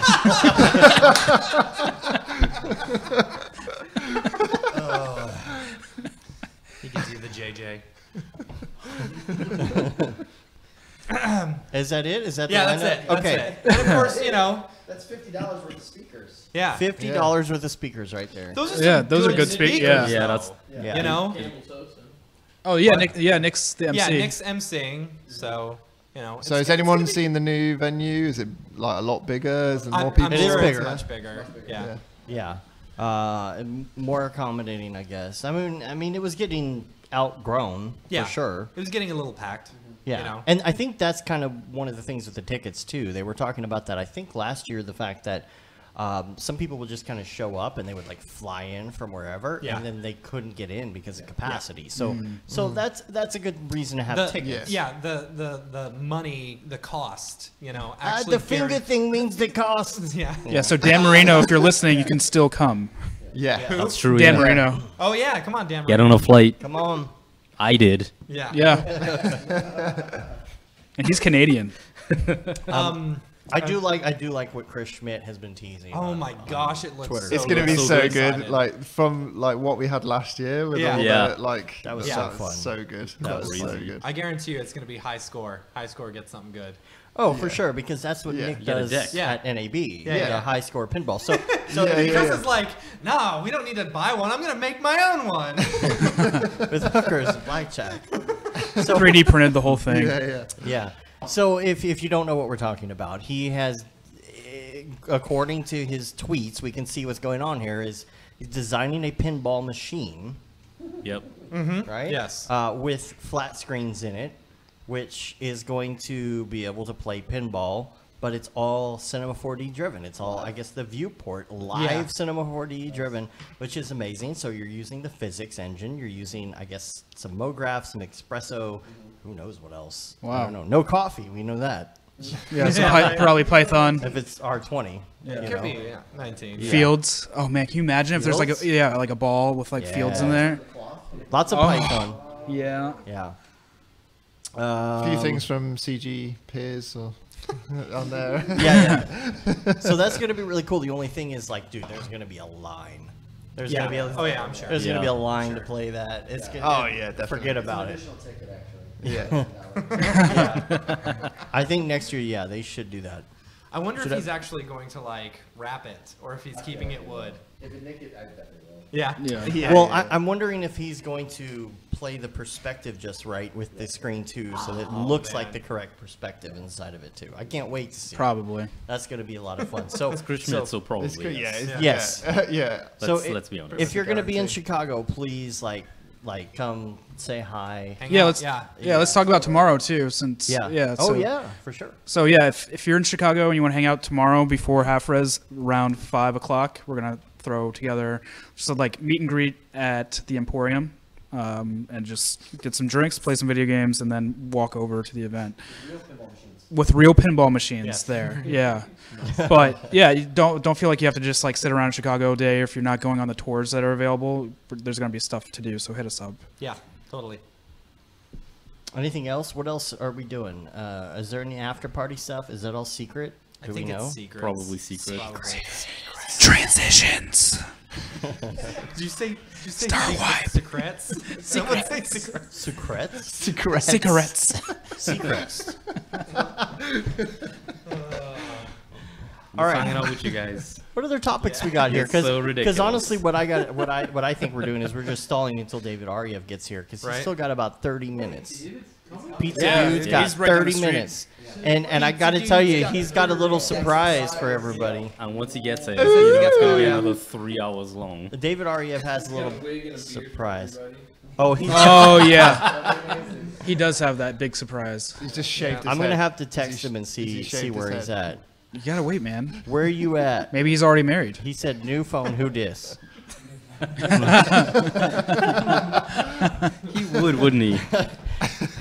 So let's go on to some other topics while we are waiting for Octane Jesus to show up. And Ravcock, Beeple's people. yes. Should we do a Beeple's people? Should we go into the Beeple's? Ryan, people? what's your? Let's talk render engines. I know you hate Okay, let's do talking. that. I'm just curious what you guys use on the reg. Oh. Yeah. You can. I'll move. Because I mean, to me, render engines, this whole render wars, this doesn't matter. Render wars doesn't matter. It's best tool for the job. It doesn't you know? matter until you actually get a job and you have to decide which render engine to use. So it does matter. Like, as much as I want to pretend, like I hate watching people talk about it, but you have to make a decision. Yeah. It's weird. I feel like I just did my last really big physical render job. Yeah. We had like an 18-month project for Mercedes-Benz Stadium. It was 21K. It had to be 21K physical render. Oh my Good Yeah. Lord. Yeah. It's a 360-degree halo screen inside a football stadium, hung underneath a retractable dome, and it was 21K. You were talking about this in the Yeah. in the Slack, weren't you? Yeah, it was I nuts. understood some of those Right. words. Yeah, I mean 21K is just crazy just to say out loud. Yeah. And we didn't do it at 60 frames per second, but it could do 60 frames per second, which is insane. Oh my God. But it had to be physical render because the in-home team graphics team needs to be able to update for, if it's for a soccer team and a football team. Right. So they need to be able to kind of, so we kind of toolkitted everything out. So that was like, I feel like my last great big physical render, and like going all the way back to like Pac Rim when we did those titles, and we had you could only do 5 minutes a frame, kind of rule set that helped a ton to go to something that big and still get it done. But as a company, we're in the middle of kind of evaluating which way to go. And I think if I was starting to shop right now, I would obviously go Redshift 100%, as many GPUs, especially with everything that came out of SIGGRAPH and all the NVIDIA news. I still think even now, especially with Redshift's openness on cloud-based or on cloud render farms versus whatever Octane's going to end up doing eventually to open to the public, I feel like there's no other way you could do it. I don't have any skin in the game Octane versus Redshift. I think you can get into noodly differences between both, but I think it's just what you're looking for and what you have the time to do. In the end, the science behind all of it's fairly similar. I hate that there's like an Octane look, but I think that's because people just accept what's there and they're not really pushing it. I think EJ does a great job of showing like how Octane doesn't have to look like Octane, in air quotes. And I feel like it's true with all the renders. I think all the science between them is all kind of coming towards a pinnacle. Like there's a base of a triangle that they all kind of approach from a different direction and get closer and closer. And I think you're even seeing it with ProRender as they finally start integrating a little bit more with each version. You're getting a lot more accessibility for no more price. And some of the stuff they're doing with like the Radeons, like the Mac side with ProRender is actually getting a little exciting. Like the speed ups are really intriguing. I know that's like 8 on everybody's list. And I still love Cycles. Like I think Cycles 4D for X Particles work is awesome. And the kind of, if you really want to get deep, you can do a lot of stuff you can't do anywhere else. And the fact that it's being updated pretty fast, from a completely, a different type of development, I think that's awesome. So yeah, if I was starting to shop right now, I'd probably start Redshift, 4 GPUs on everybody's machine, because now with all the stuff they announced at SIGGRAPH, the ability to go up to like actual utilities in like render blades in servers is it's going to be a lot easier. You're going to be able to use more machines or more cards with more shared memory very soon. That's awesome. I still think for high-end visual effects productions where you have access to enough CPU nodes, Arnold is the right thing for some shops and for some teams that are used to doing a lot of compositing. But I just looked at what's been going on in animation studios. Like animation studios are normally 5 to 10 years ahead. And there's shops, some animation studios that were all compositing based that are now just trying to get all their lighting done in camera and get as close as possible. And you'd be shocked by how much roto and paint fix gets done on computer animation, like character animation. Like DreamWorks has a huge, I don't know if they still do, but I know less than 3 years ago, they had a large roto and paint fix department because they were not doing a lot of heavy compositing. They put all their time because they invested in a huge CPU wall. So they do a ton of really heavy rendering and they just clean up stuff that has render errors. They put a lot of time, a lot of R&D and time into, before the GPU renders were doing it, they put a lot of time into noise cleanup algorithms that you're now seeing now. Like if you go to SIGGRAPH and you actually sit and watch the papers, you see a lot of that stuff from 5 to 6 years ago starting to flood into the off the market tools. You know, like all the now you're seeing the same kind of like AI based noise cleanup on all the different GPU renders. That stuff was going on for a while in CPU renders as well. So it just depends on what you need. Like if you do a lot of compositing until Redshift, Octane, I don't know if they'll ever get there, but with AOVs and Redshift getting better and better, you can do a lot more comping a lot more easily. But Arnold is built, like you were talking before about sometimes some software doesn't ship with demos or with easy learning kind of. Those studios do that on purpose. The tools developers don't put out that stuff because they don't want us as clients. They wanted VFX studios. They wanted people that they could sell site licenses to, where instead of selling 10 licenses on a subscription, they're selling 1,000 licenses or 10,000 licenses, whatever they can do. And then they make money off of the maintenance contracts. So they don't want us. For a long time, Arnold was the same way, right? Like Arnold was born mostly, I believe, out of Sony, Sony ImageWorks. And they were not looking at servicing individual people, and the motion graphics industry was not interesting. It wasn't really until Autodesk bought them and started integrating it that it became a lot more single operator friendly. So Arnold is slowly getting that way too. You know, I don't know. There's so much stuff that's exciting right now. You know, like I don't think we've mentioned V-Rix for the one time under someone's breath, but there's so much stuff. You know, there's so many different renders. Corona's out there. You know, like I'm actually super excited about the next 2 to 3 years of real-time development, real-time game engine development. Because I think when I think about what I do, so much of the time it's just trying to teach and convince clients and honestly like producers what our vision is, because you have to be like, trust me, I'm going to do a drawing and a series of drawings as a storyboard, and then I'm going to do previs and it's going to be gray, and then I'm going to do some really low res renders, and you got to believe me, it's going to look like that frame that we hacked together 6 months ago in Photoshop. But if we can start doing more and more stuff real time, like honestly, as an After Effects user, I just want some competition to After Effects. So real-time gaming engines that start thinking about motion graphics also get really exciting. So for me, the future for a lot of this stuff, as we do more interactive, more VR, more AR, as all of our content has to sit across all of those canvases at the same time, real-time is getting really exciting. I don't know who it's going to be. I don't know if somebody else is going to make a plug-in tool set for Unity, or you know, the Valve guys are going to make something that they're doing for VR and AR and just release it as a motion graphics Swiss Army knife. But somewhere someone's going to do something like Blender, like something might come out of Blender as they start doing what's their render, Eevee. As Eevee starts getting pushed and maybe somebody starts developing a real-time component for Blender. You never know where it's going to come from, but I really think start looking at what people are doing in real time now to get ready for the next 2 to 3 years of what rendering is going to look like. I completely agree. I just spent the last year in Unreal. Yeah, so it's amazing. How did you find it? Was it easy to get into? It's and I also used Unity before that. So because that's what the company that I work for does. They do only VR content, only high-end VR content. So everyone has an Oculus. I'm really desensitized to that stuff.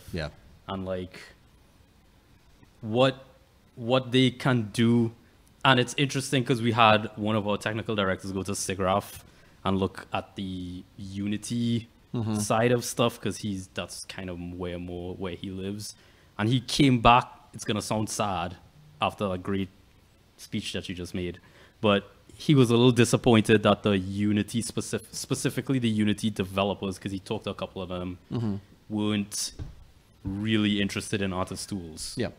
They're never going to be. They just weren't. They're just like, I don't really care about making it easy for you to use. You know, so I know he was a bit bummed out about that.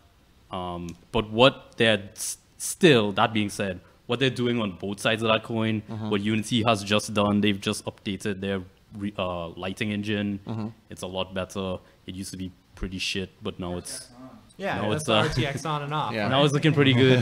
I mean, Unreal is just like I'm like what Fortnite has done for Epic in terms of income and R&D and like you're getting all of those performance gains and like bug fixes and stuff because of Fortnite. Yeah. Like they made like over $1 billion from Fortnite that they're pushing directly back into Unreal development. Yeah. So there's a ton of stuff coming out for Unreal. Like that is actually way more artist friendly. And I would say Unreal is easier to pick up, I think, for an artist, but it does have a few more quirks than Unity does. It's got that more attractive UI. Yeah, and like it's in a lot of ways like I kind of attribute it to be like Octane and Redshift. Like Unreal has a look to it. Yeah. Right. It's very yeah. easy For to sure. get that look from it. Yeah. And like if you want stuff to look that way, it's super easy for you to get it to Right. look that way. Right. Whereas with Unity, they don't really make it look a particular way from the get-go, and it does take a little more. It's up to you. Yeah, It's it up does to take you. a little more heft to get it to look Yeah. one way or the other, but you can't get it to look one way or the other. Whereas Unreal, it really tries to. It almost forces you to make it look Yeah. real. Like all the way the lights work, the way the materials work, the way the system is built, it's designed for it to be like PBR based, Right. like real time, like Right. physically based shading, physically based lights. Yeah. Whereas Unity is more like, well, what do you want to do? Like, Yeah. do you want it to look toony? Do you want it to look real? Right. Then you gotta decide. you gotta do it, You know, like there's a little more. I think there's a little, but that being said, though, the way on Unity handles specifically C4D stuff, like the way C4D artists think, in my opinion, is better. Like the way it organizes scenes, the way when you import stuff, the way that works, like all of those little workflow things, I think is better in Unity. Yeah. But in terms of the actual artist tools, they're probably better in Unreal and probably will be better in Unreal for the foreseeable future. But it does take, there are a few gotchas with getting things into Unreal in general. Yeah. That is just like, that's just the way Unreal works. And it's kind of annoying. You know, like that's why it's really, when anyone is like, which one should I use, Unreal or Unity? It's like, well, I don't. Yeah. Depends on what you're trying to do. It's totally apples and oranges because Yeah. they're super different, Yeah. in my opinion, because I've used both of them a ton. It's like somebody asking, should I use Cinema or Houdini 5 years ago? Yeah, it's like, kind of like, well, well, yeah, good luck. mean, Yeah. I don't know. I don't know. I just, you know. I don't know. I just throw some spheres in there. That's our people. So, Hello, people. hello, people. So, should we do some people's people? Yeah, let's do some people's people. Okay. Why not? We gotta do the song. Actually, though. I have this. I have a question for you all, but mostly Ryan. I just like to poke the bear. I like hearing your opinions. Yeah. I know all these guys' opinions. I'm willing to get talk in to us trouble, too so much. it's okay. Yeah, right. Yeah. Okay, so here's an interesting thing. Here's a thing. All right. So think about this.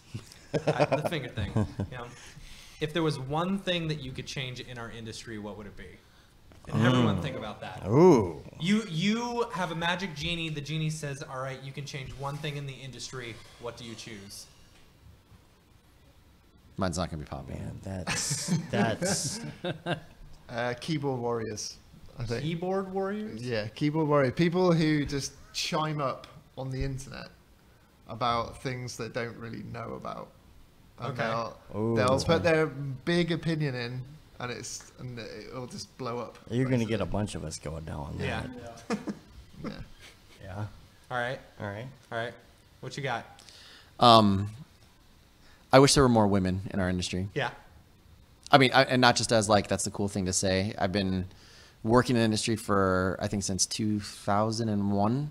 And the amount of people that I see in school versus the amount of people I see in the industry the whole time I've been here, it hasn't changed.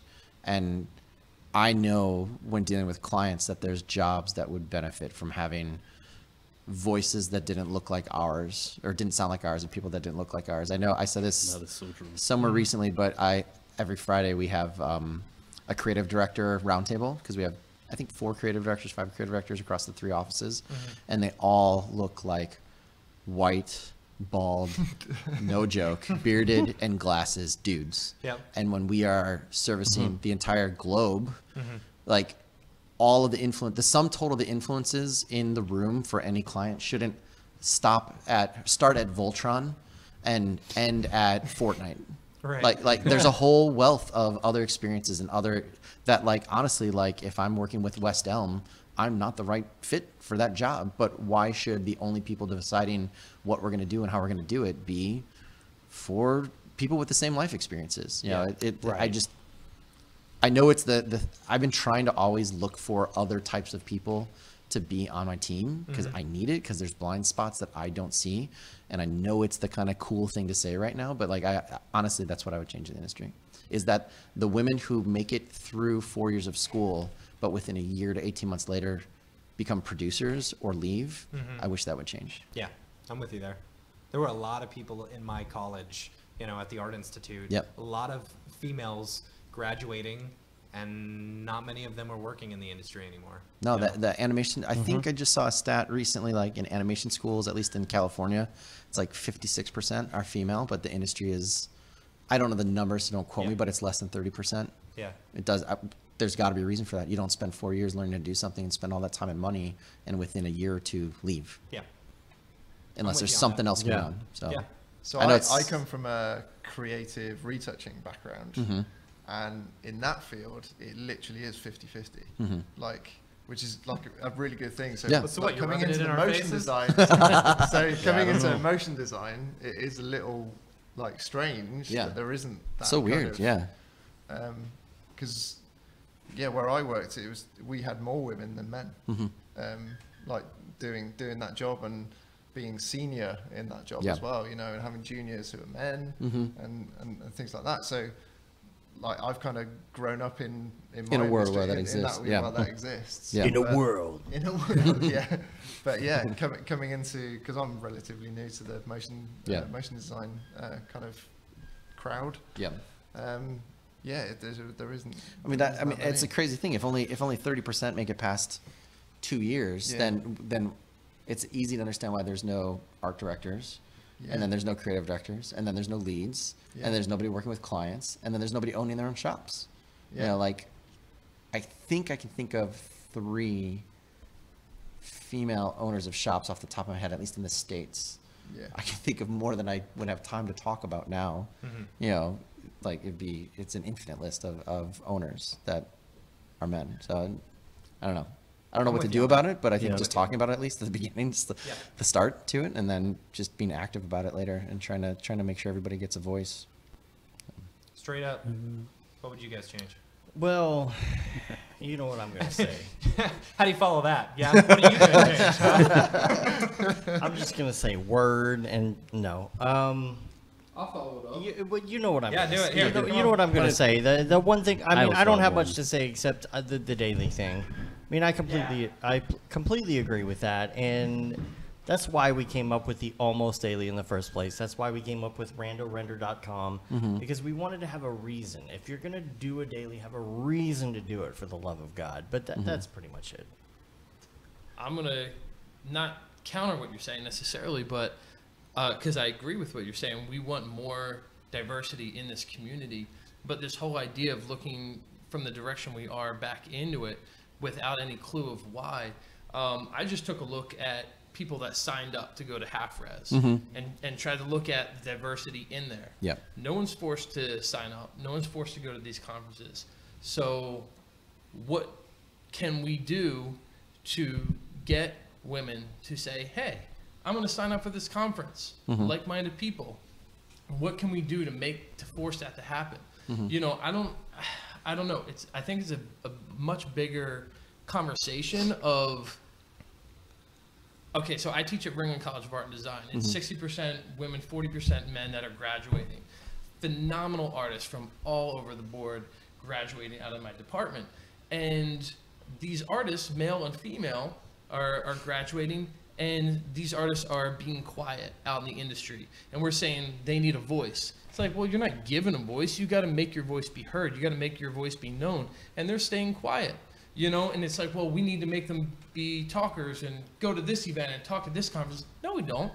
They got to figure out how to do that on their own. They got to figure out, you know what? I want my voice to be heard. I'm a fantastic artist. People will respect my work. How do we instill that in our young creatives? How do we change that? I don't know. I mean, I think it starts first with, I think there's 2 or 3 big things, but that would be my thing. That change. Yeah, I think I think it's part of it is trying to find empathy for the situation of walking out of school where you're supported, and then walking to an environment where you're absolutely not, whether or not it's passive or it's active. There are active measures to keep women in studios quiet, tame, unheard. I think the very first step is to shut the fuck up and listen in a studio environment.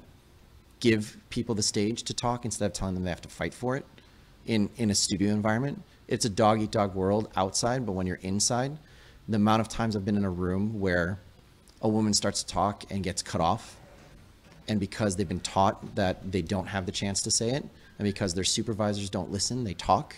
The amount of times I've been in a room where a woman does have the courage to stand on her convictions and say something, and then is told no, and then 30 seconds later to 10 minutes later, a man in the room says exactly what they just said, and everyone in the room nods their head and says yes. That happens every single day. It's the FedEx commercial. Yeah. Remember it happens the FedEx commercial? All the time. He's like, I just said that. Yeah. He's like, yeah, but he went like this. Yeah. And if you want to know why it goes from 60% to 30%, imagine doing that every single day in a room where no one looks like you, and ask yourself, do I keep fighting? Who's going to fight for me? Who's going to continue going? It's the honest truth. I totally agree. You fight for what you want and you get what you deserve, but that only happens when the playing field's open and even. And right now it's not open and even. I totally agree with you, but if it's not in a position where it's equal, then it can't start. So we're saying going to this conference wouldn't be an open playing field for a young artist. I'm talking about a work environment. I'm not talking about the. I would. But I'm saying then at what point is it on the individual then? I mean, you're arguing the point then that at a studio, but I'm saying let's make it just a conference then. Let's not make it at a studio. And I'm saying people aren't showing up.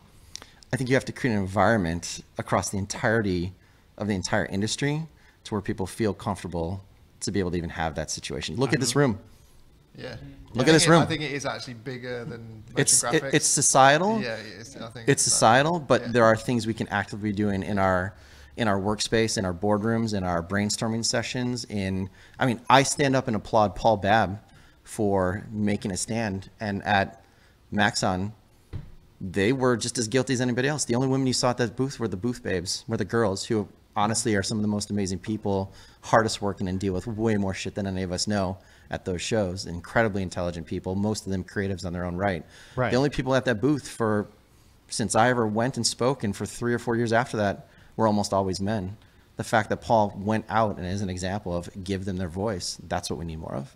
Give them their voice so they feel like they can stand up and be proud, and let them see a couple more people that look like themselves, and then talk to them and find out how much shit they get because they did it.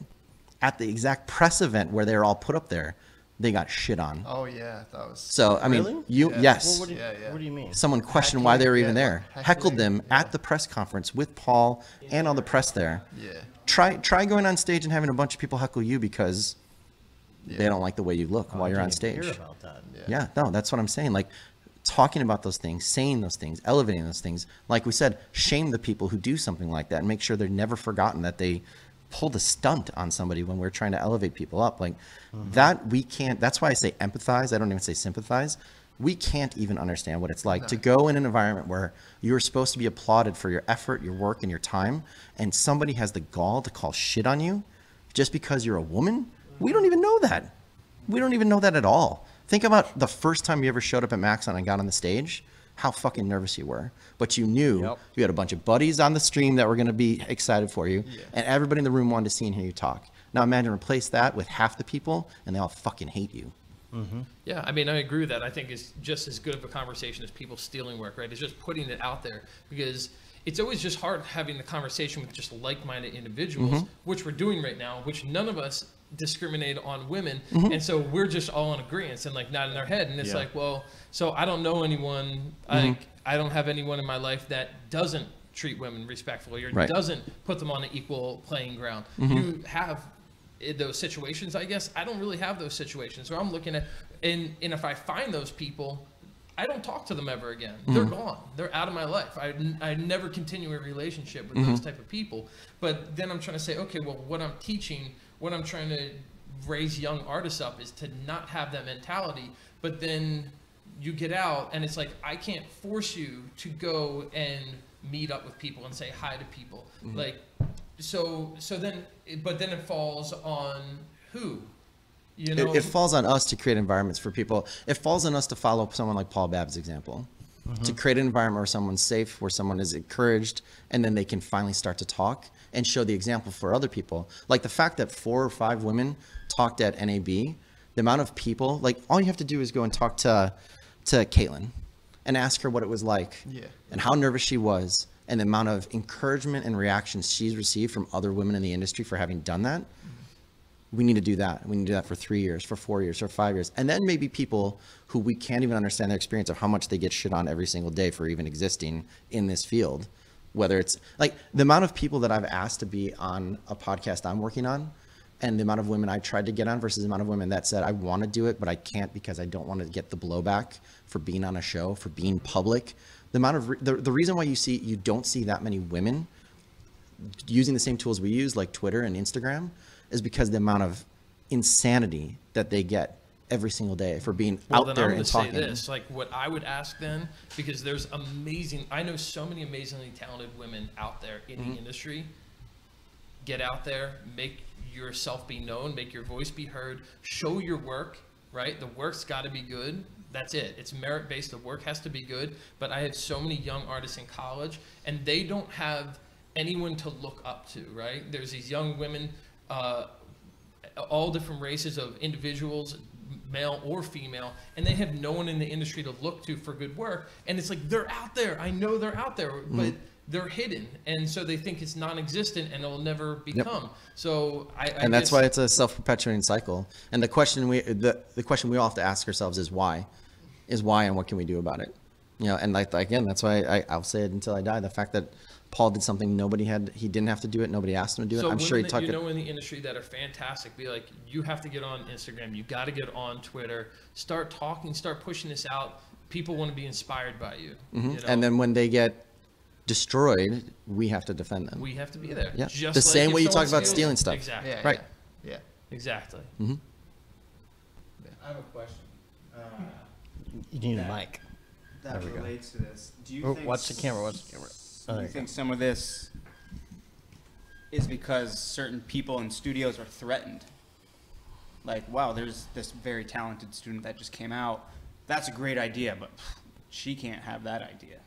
So I'm going to shut it down and then, like, go back, mill at my desk, come up with that idea myself. You know what I mean? Yeah. Like, I mean, I can't it's pretend almost like a changing of the guard, I feel like now. Like, the old school is starting to move out, that old school mentality, like similar to what we were talking about earlier, like remote work, people just collaborating together. And you know, I feel like opening those doors for everyone to get involved. And then in terms of like people to look up to, like, right, Karen Fong just won an Emmy, you know, like, but yeah, she's not really super public as far as I can tell, you know, in terms of like Twitter, Instagram, and whatnot. But like a lot of the best work is being kind of originated, or not originated, but led by women in a way. I think it's going to be a generational. I think it's never going to be one point of focus on it. And I think asking the old guard to make everybody who's coming in to fix it, I think it starts at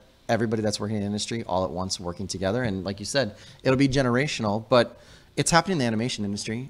The character, like the TV, especially in TV animation, as executives start to realize that cartoons with adventure aren't for boys, and cartoons with pretty dresses and pink color schemes aren't just for girls, and they start putting more people in charge and realize it's the same way like animation in general is considered a ghetto, right? Like animation is considered a genre, it's for kids, when everywhere else in the world it's not. It's the same thing for men and women in the industry. I think we could talk about this forever, I think that there is a certain amount of the industry that got in here because of technical skills and not out of a desire to contribute or a desire to have an artistic career or journey. And I think the industry is catching up to them, and that you can't just be someone who presses buttons and pushes sliders and learns the tools. We're all seeing that all the time. And I think there's a little bit of resentment and angst in general at everyone, and women become an easy target. Right. Women or new people or students become an easy target. That will eventually phase itself out, but I think we can do a really good job of accelerating that and pushing that kind of mentality away, and start saying like, the best artists and the best people to work with and the people that speak up the most are the ones that are going to win. So let's help people do that. Sure. I don't think there's anything wrong with that. Okay. The woman who was going to your classes in Florida, she was interning at Already Been Chewed. We met her. Yeah, Maddie. Maddie. Yeah. What is she doing now? Oh, she's a senior. So she's still going there. Yeah. Okay, I wasn't sure if she was done. Yeah, she was a young intern. I think she got her internship sophomore year. So, yeah, she took my advanced 3D course junior year, and then and she's a senior this year. So she's gonna do great. So I saw some of the stuff that she was messing around with had already been chewed. Matt saw too, and it was really good. And I mean, there was like some Instagram daily stuff that everybody kind of starts out with or whatever. So what is she doing right now, and what is she doing in order to put her name out there and get into this industry? It's a good question. I talk to my students, all my students, about the importance of going to meetups, the importance of this kind of stuff, the importance of conversating with each other and putting yourself out there, putting your work out there. We had the whole conversation of like the dailies being kind of like overdone and stuff like that. But at a certain point, maybe, we know Phil's not a girl, but Raid Zero, who knows, right? Or as we know. Right? And before we knew what you looked like, is there any way that you can put your work out and your work speaks for itself? Like, just produce work, put it out there. If it looks good, I don't know, man. I'm just not finding that people are discriminating on people based on their gender or race when it comes to the art industry. And that is, I've never looked at something, I'm like, I'm not going to like that because it's a woman that designed it. And so I just try to put that out there. It's like, your work has to be good. You have to be a killer out there. Like, be a great artist. Maddie's a fantastic artist. I've got no doubt in my mind that she's going to go out and do great things. But, and she's really good at speaking as well. And so anytime I have one of my students and I'm like, you're really good at speaking, you should try to be a creative director. You should try to do talks. You should get in front of, like, learn to enjoy doing interviews, stuff like that. I don't know. I just try to uplift all my students, but talent's got to be the first and foremost thing. And so it's not easy. It's not easy to put yourself out there. It's not easy to speak on camera and to talk on a podcast and put your stuff out there. It's not easy for anybody. For anybody. That's the thing. Yeah. It is easy to put yourself on Reddit, though. And you guys are laughing. You guys are laughing, but Yeah. in a lot of ways, it's a great equalizer. Yeah. Because you're hidden behind anonymity. Just like what you're talking about, Raid Zero. Like, nobody knows if you're a dude or a Right. girl on Reddit. Right. Nobody. And if you put shit in the sub, you will get flamed. Like, Right. If you put good stuff, you'll get a ton of comments of people saying good stuff, and this is going to tie back into what I think should change in the industry to come back to that. I wish more people would not put their things on, they would put their things on Instagram and Twitter, but those are not great platforms to get good feedback and to learn and to get better. They're terrible platforms for that. You get likes and you get like 2-line comments of people saying that's awesome, how'd you do that? But that's a terrible place to get that who done. are those people? I mean, Exactly. Some of those people don't even know cinema. So, like, they don't know anything about motion graphics. They're just obviously, like, that's a cool sphere. You know, Obviously, nice I'm try. hugely biased, but when I have time, which is unfortunately not as much as I used to have in the early days of the sub, I used to spend 2 hours crafting out like a friggin' 1,000-word response to someone's post, Yeah. breaking it down, Yeah. being like, this is what's good about this is what's not good about this is what you need to improve. And you can tell, and it's not, that just doesn't benefit that one person, that benefits every True. single person reading that post. You know what I mean? I don't know if you saw, if you're in the Octane Facebook group, a post that somebody posted last week or the week before, and it was not so great. And and it was no, I mean, this was Octane Facebook group, and this was like everybody. It was no, it was it Octane, or was it the Maxon Cinema 4D Facebook group? But it was like everybody, nobody even wanted to comment because it was somebody who is obviously very new, right? And so I'm like, and this could be anybody. This could be a female or a male. It doesn't matter what it is. But I understand that whole thing. You're just like, you're trying to put this out there, and I was in the same spot because I was like just getting into it, and I was pretty okay at the technical stuff, but I had no idea what I was doing design-wise. I didn't realize that at the time back in the day, and somebody did the same thing to me. It's constructive criticism, where it's like, okay, all right, it's like, yeah, and everybody's posting animated GIFs of people just like looking around, waiting for someone to take the first. waiting for somebody, and I'm first like, spot. okay, we roll go. up my sleeves, here we go. You know, first of all, you got to work on your camera moves, because it's the worst thing I always see with everybody is Yep. camera moves, and you know, these janky like moving around camera moves all over the place. And I'm like, no, I'm gonna take the time, because everybody else is sitting here too shy to say something because they don't want to be an a-hole, number one, or a b-hole, number two, and they don't want to be that guy. But they also, like, it felt to me that like some people were like, oh, this is terrible, and it felt like to me that some people were like, oh, I don't want to take the time. And I'm like, fine.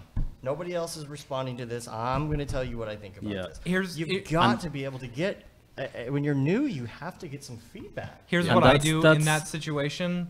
You know, I like to do what I call the Nick Campbell way of handling it. No, and don't get me wrong, because I love Nick Campbell, and I think he is one of the most positive people in the entire world, especially when it comes to this industry. You know, he will never tear you down. You know, even if your work is total crap, he will support you in every way possible. You know, but he will also give you feedback in order to help you get better at that. So, I don't know. It's the what is it, the sandwich? Yeah, positive, Sandwich? constructive, positive. Yeah. So, I to don't get back think to- tearing people down on critique is a good thing. I don't think that's valuable. I try to teach my students that I find it's more important to give someone critique than actually to receive it, because then you learn how to verbalize and communicate what needs to be fixed, and they're going to approach something different than you are. And then when you go to work on your project, even if it's subliminal, like, you will make those adjustments that you gave feedback to somebody else. And so I think, everyone giving feedback, everyone giving critique is awesome. If you want to become a better artist, start critiquing other people's work. And that's what I wish Put it into words. we did more of. Yeah. Like, there's just not enough of that happening. I totally and agree. the platforms that we've chosen to put our stuff out on are not good platforms for that. No, they're not And I'm conducive, the moderator of a platform that's literally built for that. Right. You know? I mean, when I see my aunt is sharing a Beeple's post on Facebook, I'm like, okay, the audience is not the same audience that I thought. So like, how many of these likes and how many of these hearts and how many of these whatevers you call them on any platform are anybody who really understands anything about it at all? You know, so how do you get feedback? I think it's about intent. Like, when you're posting something, sometimes people post stuff because they think it's the best thing in the world and they just want to see people celebrate it. Sometimes people are honest, like, I don't know what I'm doing and I don't know why it's bad. Teach me, right? Like, and I think sometimes that's where the wires get crossed in terms of like, well, why are you posting this on Instagram? Like, no one's going to be able to take the time to tell you how to get better, right? But I mean, for me, a lot of that stuff just comes down to finding ways to talk more to people and with people rather than just posting in putting the ether and crossing your fingers that when you wake up, you're Beeple, right? Like it's. I mean, I feel like that's a lot. It's like, why are you posting it then? Like, why are you posting because you want to see? If you're posting in one a day and you're not at Beeple's level, are you posting because you want to get better? Or are you posting because you want to be celebrated? Yeah, You know, and like, I think if you ask people, like, would you like us to critique your work? He'd be like, hell no. Yeah. Because I could point out. So all he the crap really that I- doesn't like listening to that segment on our show. But yeah, but you're not like critiquing it. You're not like the composition's incorrect. Yeah. You know, I mean, Yeah, if we're yeah. looking at color, like, and like I've had people critique mine, and I'm like, well, all right, cool. I that's good. That's good for you. I know it's shit because I did it in 3 hours. Yeah. You know, so it's like I just did it so I could put something up. You know. So I'm not doing it to get feedback. That's another kind of weird thing. I kind of hold back feedback sometimes because I'm like, they're not They're not asking us for to it. hear Yeah. what other people have to say exactly. about what they should adjust or fix. I mean, No, let's be honest. This person in particular was asking for. Yeah. Right. Yeah. Well, then, then it's a different scenario. Then, then you find the simplest thing that you can compliment and say this is something to build off of. You give them 2 or 3 things, and maybe you give examples, or you do a draw over, or you show like another piece of work that's similar and why it works, and then you let them off with like a cool. And don't forget that you did something right, you know, or even just the fact of showing up is more than everybody else who's going to comment on what you do. Right. You know, and you move them forward and you tell them to come back and not be a stranger as soon as possible. You know, like just get into the habit of tearing it down and building it back up. Yeah. So mine, I want to see the community get even smaller, if that makes sense. So like, All right, you're Yeah. fired. so no, like I want more people in it. Yeah. But I want there to be more connectivity between people. Like, I doubt I'm going to see anyone besides myself from like the Baltimore, Philly, DC Right. area. Yeah. And I can, yeah, right. But like, where are those people? I want to see people coming out of the shadows and meeting more of the community and like not being so hidden. And I've gone to local meetups in Philly. Like, man, there's people up here that know this. Like, why aren't you on Twitter? Why can't I find you on Behance? Why can't I find you anywhere? And it kind of goes back to the women thing too. Like, there's all these people in the industry that are hiding, and why? And why? How can we get them more engaged? So that's the one thing I want to see. I think change. that's, dude, I think that's awesome. I think it points back to the whole idea that everything in this industry, I think anything in a creative industry is a confidence game. Yeah. Like that's the biggest thing that no one teaches really is where's the line between being scared to being confident to being overconfident, and how do you manage all of those? Like there's something about being proud and there's something about being cocky. There's something about being scared, but still being able to go in and get the critique, right? Yeah. There's something about being like, no one knows who I am. I know who all these other people are, and I don't want to walk into a room. Yeah. Right. Like that's something we could all do for anyone. There's tons. I think that's your answer, right? Like I've been doing this thing lately where people can book my time, right? And the amount of people that I've never met before, that when they know it's one-on-one and it's private, like I can do anyone listening to this, anyone watching can do a Google Hangout with me anytime during the week, right? And the amount of people like Mark, that's how we started talking, right?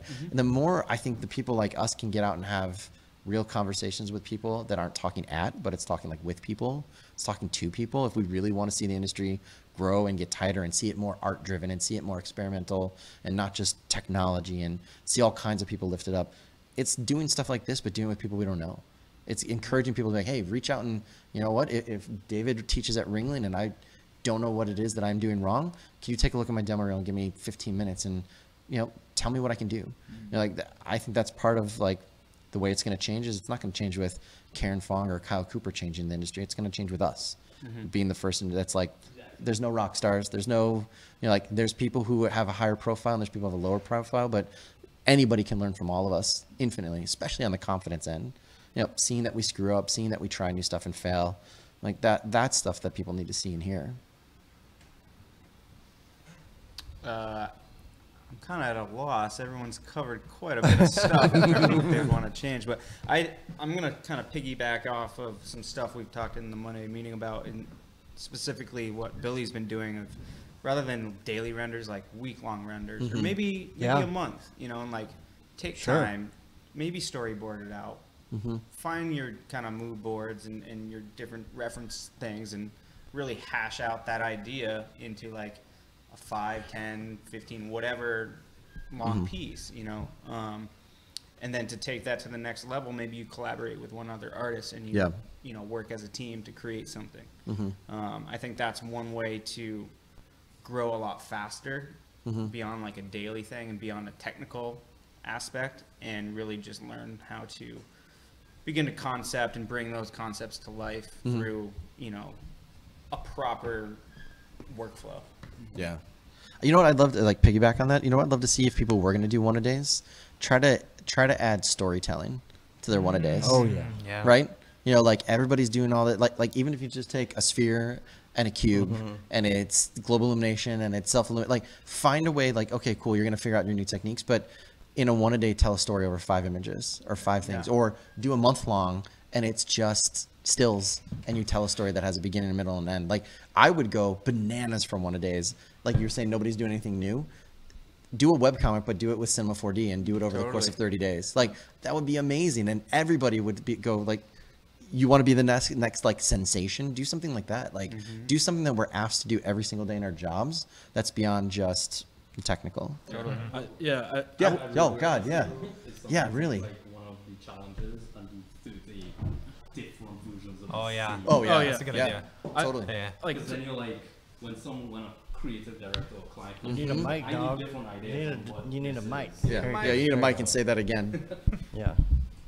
Yeah, what I was saying was, I think it would be really, really great if you're doing dailies, pick one theme and do 30 different versions for the month of that one theme, because that's a muscle that you need to practice. Yeah. And it's a skill that you need to learn out in the world. Love that. When someone comes to you and it's like, this is my idea, and you need to come up with different versions, different interpretations, and they pick which one is right for them. You know That's what? how that works in the real world. I would No one love to does take that one step beyond that.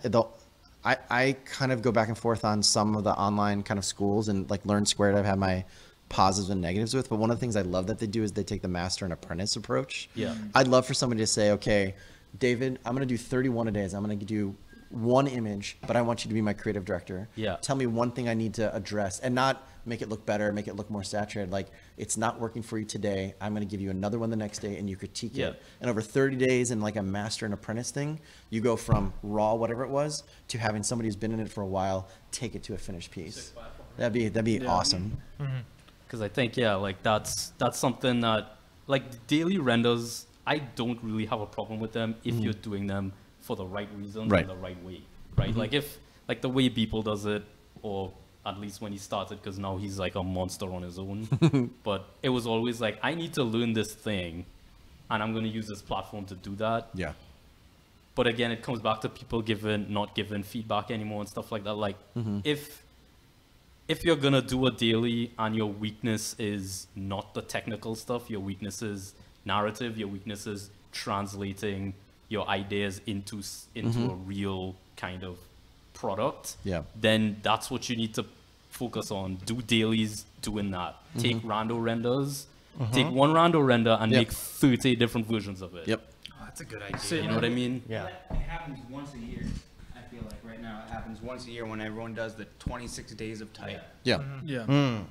You know, and because it's like, make a letter look, I don't know, do your render with that. Yeah. Yeah. And that's really the only time it ever starts veering away from spheres, cubes, mountains. Astronauts. You know, astronauts. Well, so like something you said, and it kind of goes back to like learning in this industry too, is I want to see dailies or weeklies that are influenced from something outside of the industry, and just like artists learn the difference between contemporary and modern. Like those aren't the same thing. Yeah. Or like Art Nouveau, and like find something that isn't just like, oh, I saw David post this, I'm going to try and remake that as my own.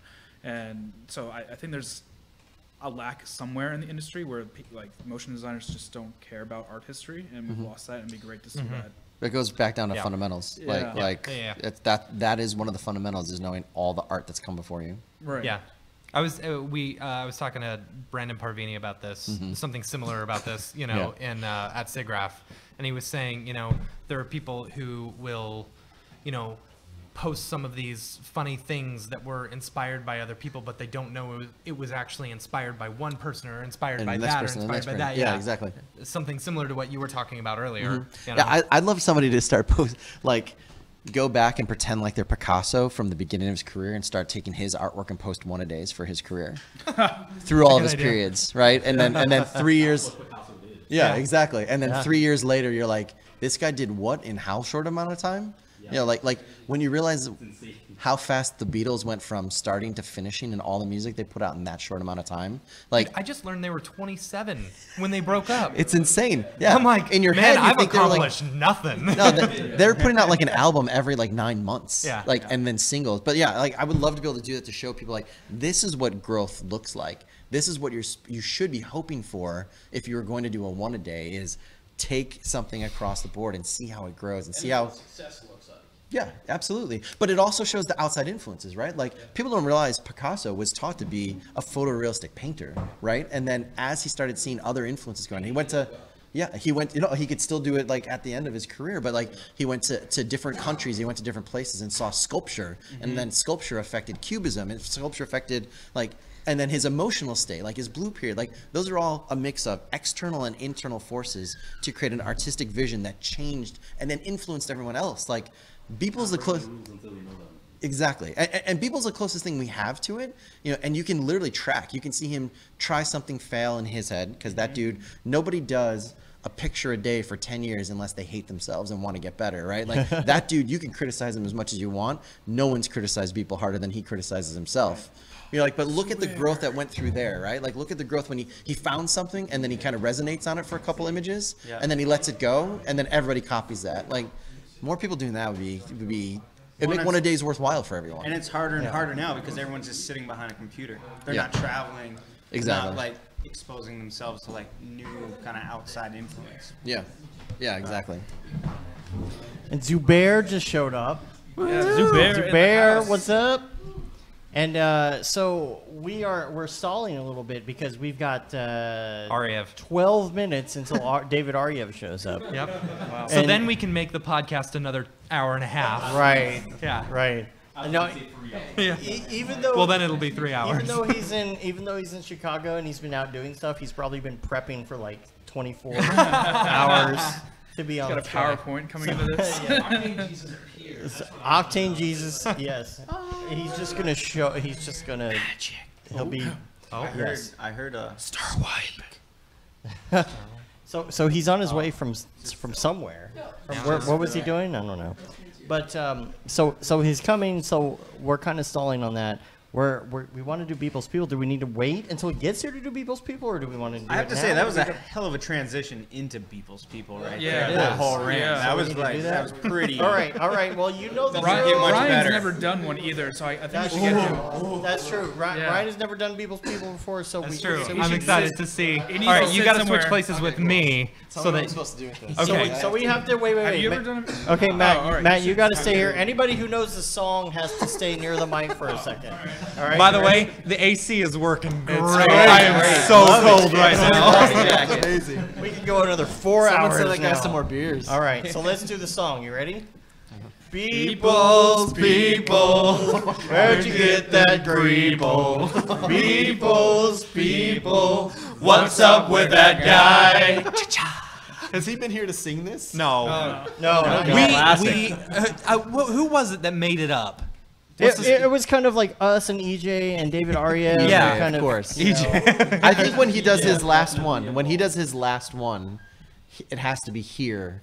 He has to be doing it live during the show. Yeah, I think so. And then at the Ooh. end of the show, you have to sing that song for him. He did one live on the show once, but he didn't tell us until the yeah. show was over. Yeah. He called it Bros. Bros. That's I have Yeah. I have a copy of it hanging in my office. too. Amazing. Yeah. I love it.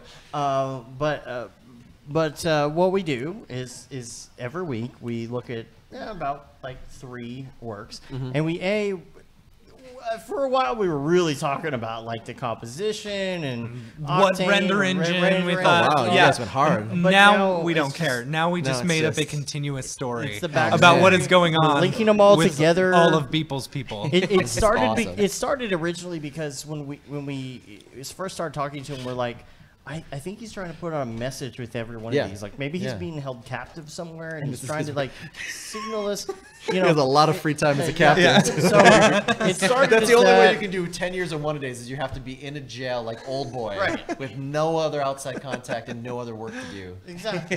And now the rest of the industry has anxiety because this guy's been in jail Held for 10 captive. years. I like Yeah. it. So it started as that, and then we came up with this story, and now there's like all these things that tie together. threads. Oh, but he man. also listens to the show, so we're like, is there like maybe a little bit of influence? Wait, does on he ever that? put something in to kind of drive the I narrative? swear he did. Did you see today's? There were. Did you see today's? No, I didn't see today's. Okay, so it was some mushrooms, but it Okay. was Oh, people yeah. actually like bioengineering the mushrooms. Oh, and wow, I yeah. swear we talked about that. Did we? I swear we talked about that with the mushrooms. Like, my God. we I are. remember Yeah. that, yeah. But there's I'd like to say there's like maybe 0.5%.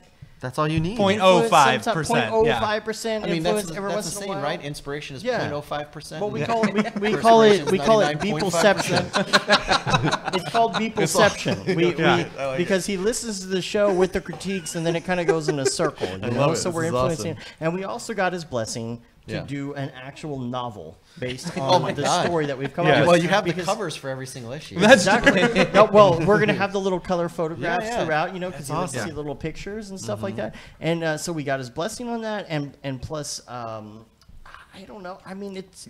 I don't know. So is this the one we're doing? So the other, I think we should. Well, usually we go in order, but I think since you were talking about Yeah. the mushroom, we'll start with that. Yeah. So go to your Beeple viewer of choice. I should probably bring this up on the screen. Go to your Beeple viewer of choice. We're going to go to. Well, it's 1 day ago. What was yesterday? What was yesterday? The 10th? Is it the 10th? Okay. Go to September 10th, Year Overlord 2018. And we're going to look at this one. It is called Biohackers. Biohackers, and we're going to talk about how, the composition, the makeup, and the story, Well, yeah. of course, about what this is. So since you're brand new to this, I would love to hear your thoughts on So this. I one don't right here. I don't think it's actually a mushroom. I think it's like a nuclear explosion cloud that's been frozen in time that people are farming or hacking it for life energy to bring back to their home planet. That That's is freaking deep. deep. So we're actually looking You at just like won the first episode. Well, okay. So if it is a mushroom cloud from an explosion, From a could this nuclear be bomb. from the emoji wars that have been going on? emoji wars or render wars. I feel like this is a bunch of GPUs. Well, there's going at the emoji same time. wars. He's got an emoji Oh, he wars has an going emoji on. war. See, Yeah. what we haven't told you is there's the whole backstory and the dates and everything that our listener man, that this our is listener awesome. audience has come up with, the dates Got and it. the storyline and all of this stuff. Like we have extensive notes. It is- So we'll have to fill I mean this in some that of that silhouette. Oh, that's a good idea. What It's is a it? little people nuke. Yeah. Like, you know, Oh. yeah. Oh. From the little people. Because there's like a little house in there too. Yeah, I was You gonna see say that? this hole almost has the silhouette of a Okay. poop emoji that could like slide in or out. It almost looks like Ding. that. Yeah, I think you're right. Yeah. I think that's what it is. I think it's a poop emoji going through the cycle of life and death, but on an infinite ping pong loop. And that's where the energy through the friction of the poop going back and forth God. slowly builds up clear. enough energy to create the Poop nuclear clear explosion. Pooplear energy. Yeah. Pooplear energy. And that's Speaking of powering- poopleer energy, Yeah. Who is that? I don't know who that is. Octane Samson Samson is has in shown the a house. hive. Everybody's just hugging. We can't do a show. I don't know. Sorry. Yeah, exactly. Oh man. Oh boy. So many hugs. We apologize. Yeah, we're just gonna leave it all in. It's fine. Yeah, it's fine. So, Oh, yeah, so we yeah, gotta yeah. get him on the mic. We gotta get him on the mic quick. All right, yeah. David, you came just in David, time it's for just in People's time for People. People's people. You gotta sit in. We gotta get you here. Makes him look so much All right. younger. First of all, Analyzing okay. Octane So Samson. first of all, I was joking all right, before. we He gotta said- fill you in on what's going on here, okay? you Because this is not a mushroom. Okay, this is not a mushroom. This is a little People's People nuclear explosion that's being harvested for energy. Yeah. That's where we're at. All right. Frozen. That's how long we've been going at this point, right? Is there Okay. a camera though? So, yes, there are there are, okay. 2 cameras. 2 cameras. Okay. Camera 1, camera 2, camera 1. Wayne's World. Yeah. All right, so It's like walking up to him. Like, is there a- we'll rein it in a little bit. Okay, so here's the thing. First of all, No, you're right. It is being harvested. we do have to comment on the fact that the Octane Jesus hair is gone. You are Octane Samson Octane now. Samson. I can grow it back. You have lost your Octane powers. Yeah. now. And now you're moving over to Redshift. I don't know. That's not how that works. No. No. I Okay. think shaving your head is just. No, called I'm the not red moving shift. over to Redshift. Because Just making that clear. Let me ask you. Let me ask That you is something. not happening. Did you save? Did you save the hair? Did you save the hair? It crawled away. Okay. Because I was hoping I could get some of it to get. Is that some what's Octane up? Wait, wait. powers. It's like some bad Nick is that Cage what's on the movie ground where it's here? like, you know, That is what's the on the toupee ground, has it a is. life of its own and it just kind of waddles away. All right, so that's where we're at. This one, I don't know. Can we even do any more with this mushroom one at No, this point? I think it's a Can we move on? self-portrait of Beeple, G-Monk, and Ollie Moss. Just saying. I feel like it Oh, wow. needs more subsurface scattering Yeah. Oh, in the mushroom. in the mushroom. The mushroom's Okay. kind of plasticky. All right. Okay. But People that, I love it. harvesting time field. All right. That's required to freeze it. Okay, so talking about the time displacement and everything. Yeah. The time displacement. The time displacement. Okay. Okay, do you guys know Doctor Who? Yes. And the Weeping Angels? This is what this Okay. reminds me of, right? So Oh my God! If the they turn it energy. back, the nuclear bomb continues to go off. Right. So, like, it's the energy. Like, the Weeping Angels get their energy from the amount of life that you lose by Right. sending you back in time, right? Well, they are getting the energy from all the time displacement of it happening over and over That's again. right. So they're generating. That's the friction Right. of time. Yeah. Rubbing up against itself. So you're All way right. deeper than we are about Man, this. I like it. All right. We're I like, do- I hey, do- it's a mushroom. I And do they're growing like- it. I do like how there's a little like Ollie Moss is off on the side painting there what's happening there. Like he's actually like And this- recreating it for all of humanity. This person has a lot a specular going on. I did That's notice right. He's got a shiny suit. Shiny. Shiny. You got some bleach over there too. All right. I think we've worn this one out. We got 2 more. The show is off the rails. We got to go. Oh, by the way. Oh, yeah. What by the way, people got a magic leap. What's up with that? That's the happiest I've ever seen him. There you go. Okay. Let's see. Okay, we're going to go to September 9th, year of our Lord 2018. Free exchange. I'd like to talk about this because this is a type of person or people's people that I have not seen before. Really? They've got misshapen heads. Ooh, yeah. Who are these people? We are moving into a new era of Beeple people. Viewer of choice app. Is this a new hybrid? Is this a new race? Maybe. kinda You know what? think- Okay. What's it Okay. called? No, I'm gonna Free roll on exchange. this. All right. Okay, all right, do it. Do you see the sphere that they've got? Yes. Like the sphere, like, okay, so in every Beeple, like, new exploratory planet, there is always the sphere, the emissive sphere, or, Yes. Yeah. you know, Yes.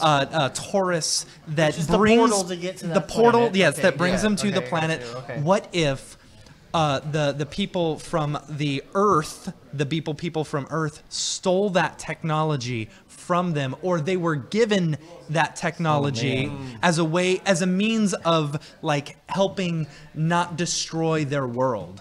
Like, and this is this scene right here is like the beginning of Bill and Ted's Excellent Adventure when Rufus is given the time machine and they're like, it is time. And so he's got to go back and help, you know, the wild stallions stay together for the fate of humanity. Wow. These aliens have to move forward or go back in time and teach them about the I mean, that's all well and good, but we might have some trademark violations going on. Yeah. No. Matt, I have to say you've come so far since we first started Beeple's People. Why? Why? Because I you hated didn't like it at it. Because first. you wouldn't do it, and now you're up here like gesticulating and like telling all the stories about I was what's dead at going the time.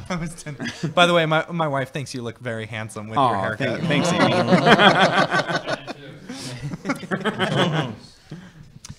Ryan, what do you think? I had a different reading of it, and Yes. I kind of felt like it was that geodesic sphere is Ashthorpe's life force in its purest form. Okay. And it's being handed from one civilization to the next. And I was kind of thinking that passing of the torch. It's a passing of Ash Thorpe's The life passing, force. the passing of the Thorpe. The Thorpe. Passing of the Thorpe. That's pretty good. There you go. Now, do these creatures remind you? Like, to me, they have almost a what's the old movie, like the futuristic one? Gosh, with the starts with an Robots. M. Metropolis. Metropolis. Yeah. It has Yeah. a very Metropolis-esque looking look. old- Yeah, old Yeah, movie. it does. It does. And they have their singular vision. There's not two eyes. They have misshapen heads. And what are they standing underneath? There's nature, but it doesn't really look like nature. It's very geometric in its placement. Right, It's almost right, like they're right. trying to recreate nature Yes. in their primitive way. Yeah. They're doing it too orderly, too much structure. And it honestly looks like the rest of the people couldn't care less about what's going on here. They're like high know, five. they're like, Cool story, bro. Bro. Yeah, we won the Ash Wars. Yeah. This is now. And now it's the emoji wars. This is exactly. Yeah, this is kind of like the handoff between one war to the Yeah. next. Oh, yeah. Ash I like wars, that. Yeah. I like that. Yeah. I like that. That's cool. Ashes to ashes and Thorpe to Thorpe. Oh Praise be his name. That was so good. On that note, I don't know what more we could do with that. I'm gonna go Or on. it's called free exchange. It could It be is. just. It could have just been a preemptive. See, free exchange. representation. It's a free exchange of information. Yeah. You know? Yeah. Like the Vulcans with the humans, It you almost, know? it almost Yeah. could be what we talked about though with CG Persia though, that there's a bunch of anonymous, misshapen creatures sharing hard work, taking Ash Thorpe's life force True. and handing it back as life force, handing it freely back and forth. I think it, Signed up since 2009. he's passing over the blockchain. That's The right. Oh, that's pretty good. Why did you just ask him? You're like, Yeah, hey, what yeah. did you mean with this? He's like, oh yeah, just passing over the You guys blockchain. are just- What do you mean by this? So, okay, last one. We're going to go to September 7th, Year of the Lord 2018. All right. This one is called Pearl. Is that right? Yeah, Pearl? Pearl. Yes, Pearl. All right. This one. Okay, so first of all, this looks like one of the portals, for sure. Yes. Okay, but This looks like an early version of one of the portals. Dare I say it has a Brograph spotlight, or maybe that's just an optical flare. I hope so. well, I mean, Might just be an optical We're gonna go flare. ahead and say yes. he is a customer. He's a customer. Yeah, he is a customer. Yeah, He was one of the first ones to buy it. that's true. Yeah. That's true, but he does have this like cool lens flare going. I'd like Yeah. to say that's probably Andrew Kramer. Probably you know, Andrew Right. Kramer. that's You think fine. he's beta testing the new plugin? Oh yeah, maybe. Do you think that's Orb and he was been hinting at it the whole time? Just Oh. Do you guys realize Orb is an Cross-platform. anagram for bro? Ah. Dang. I'm gonna tell him that tomorrow. Anyway, okay, so what is it? What does it mean? What does it mean? So there's a lone figure staring into the distance at his half-built creation. Well, I mean, the lone figure staring off into the distance is kind of a given. Right. But, okay, this is the portal. This is the middle of the portal before it becomes the portal. So my question is the orb something or a pearl, The or pearl. is it something that is activated to become a portal? Or is this after the portal's shut down and the pearl's what's come through? That's possible. That's true. Oh, you know what? Oh. I think it is. I think it becomes the portal, and that transports the person, kind of like Contact. You know? Stargate? Yeah, exactly. So it transports this pearl, which is to another planet and opens up the transportation sphere or whatever, and then their ship. I think there was one a couple weeks ago where there was a ship in the background and someone's like astronauts standing, or maybe I'm just totally mixing all my people. Peoples. Yeah. But I think this was the transportation to that planet, Got it. So like Contact. This is pre-transportation. It's Yes. firing up. All right. I like it. Okay, guys, we're at like 3 hours, and I think We're not at probably- 3 hours. Are there still we are viewers? at Are there 3 people hours. still viewing? Okay. Yes. Wow. David. Yeah. All right. While We're you're gonna have here. David on it for a minute because he Yeah. came all this way. Okay, we had a very good conversation about. I asked the question, what would be one thing you would change about our industry if you could? Oh yeah. This is just an easy question to ask, you know. Really easy. Yeah, right. We contemplated the world. Yeah, that's too deep No for me right pressure. now. Yeah. I have no idea what's going on. I don't know. I think it's already like so welcoming. There are some douchebags, but like they're few and far between. I don't know. All right. Be The cool, only bro. render engine. Yeah, there you go. Octane wins the render wars. Hey, we can all relax. Oh, yes, it's over. I don't know. What did you guys say? What would you change? It was pretty deep. It was pretty Yeah. It was pretty Okay, deep. so I'll listen to it. I'll listen Yeah. back. I don't know. Anything? All right. Okay. First of all, we want to know what you're working on. I'm doing yet another, 2-3 month music video, but the last one burned me the hell out. So I just did like a tutorial. And then the one before that burned you Burned the me hell out, out. yeah. And then the one before that. Does it have space or whales? No. Okay. It's Here's- like okay. kind of this vaudeville style. Here's what I'm yeah, gonna there's say. going to be a whale. Shmoopy's actually designing the art for it, like the 2D. And it's illustrator beautiful. stuff. It is beautiful. Aw. Here's what I'll say. You're gonna release this one, and then that's gonna be a new style that you see people ripping you off. No. Yeah, dude, telling you. I haven't seen Casey the ice in the caves. chat. Casey in the chat says, "Oh my gosh, I went to grab some lunch and I came back and Arya has no hair." It was because you went to lunch. Yes. He's like, "Where's KCV?" Why did you do that? How could you? So okay, besides that, Garlic shrimp. what are you into? You had two I had tutorials that just an came out. overlong tutorial that I recorded for like 12 hours and then cut down to like 3 Man. hours total. So that was an endeavor, and that took me like 2 or 3 weeks, like way longer than I thought. And I've just been procrastinating. Like we went to Florida, and I've been like taking it a lot easier lately. We're prepping for our schmoopy wedding. Yeah. So yeah, I've not yeah. been working that hard, honestly. But this next music video, I'm like getting excited about it. It's kind of got this vaudeville kind of feel that's like more practical, and like the whole audience is wearing like VR goggles. So it's unclear like what's VR. Like the singer's gonna kind of glitch out. It's all green screen, and yeah, I mean they kind of shot it. It was this blank slate for a while. Like I didn't know what the hell was gonna be back there, but it's at least on a track now that's like not too difficult to fill in the blanks. And I'm making these like, we're making these stage designs with like nice lighting, and gonna animate them like on ropes as if they're like these props swinging cool. in. The whole waves like doing the weird like circular Yeah. motions and all this. More practical feeling stuff. At first I thought I was going to project onto those, like use octane lights to project like actual ocean onto cut out, ocean, and like I like the actual idea you're trees. going with better. You like it better? Yeah, Cool. yeah, I do. Yeah. It's very so cool. It's simple, but should be cool. And after Are you that- working with the same director as a Bad same, Touch? Same as the a Bad Touch. Is that what it was? I can't remember. A Bad Think. No, A you're, Bad you're, Think, on, yeah. you're on the right. That touches a different YouTube. Yeah, Right. it's the space guy and space artist and same director. So yeah, they're super chill. But my problem is like when they're overly chill, I'm like, oh, I can relax and just not work for that hard. Yeah. So I need after this, I really want to switch back to like day rate jobs so that I actually make a decent amount of money. Yeah. And, like it actually like lights a fire under my ass to do a full day's work versus Do a couple this. explainer videos. No. Nah, he's been sending all that to us. Oh, that's But yeah, I mean, and the other Thank you depressing for that, thing by is the way. Elastic has contacted me 4 times in the course of these music videos, and I've had to turn them down each time. Ugh. Bragger. So I'm not bragging. It's just depressing because I've never gotten to work with them, and it's like kind of a dream job. I mean, that's the other unclear. Like, it's like, is it a dream job? I don't know. Like, maybe I'm just like so like set in my lazy ways that I wouldn't want to work for like a really good company. I'd rather just do these like more chill jobs where I can kind of work at my own pace. So I Dude, don't know. I feel that 100%. Yeah.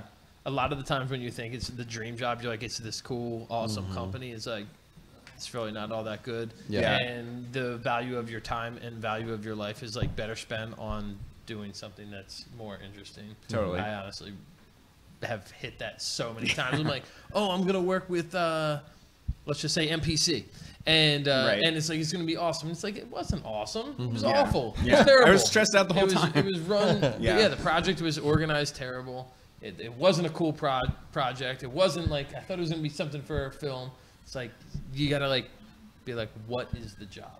Yeah. Right. What is the job? I push back on producers all the time, and they're like, "Are you available these days?" It's like, what's the project? Yeah. It's like, what's the project? Like, Tell me what the project is. As somebody on the other side having to get producers to do that stuff, interview us as hard as we interview you guys. Like it's crazy because so many times it's just somebody somewhere picked your stuff off of an Instagram wall, or they picked it off of something they saw from someone else. They're like, I want that.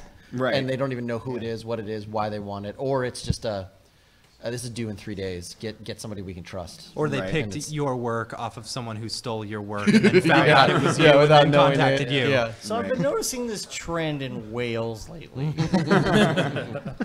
I feel like we should do something with whales. Yeah. I don't know. All right. Wow, this has been a long show. Yeah, I know. Yeah.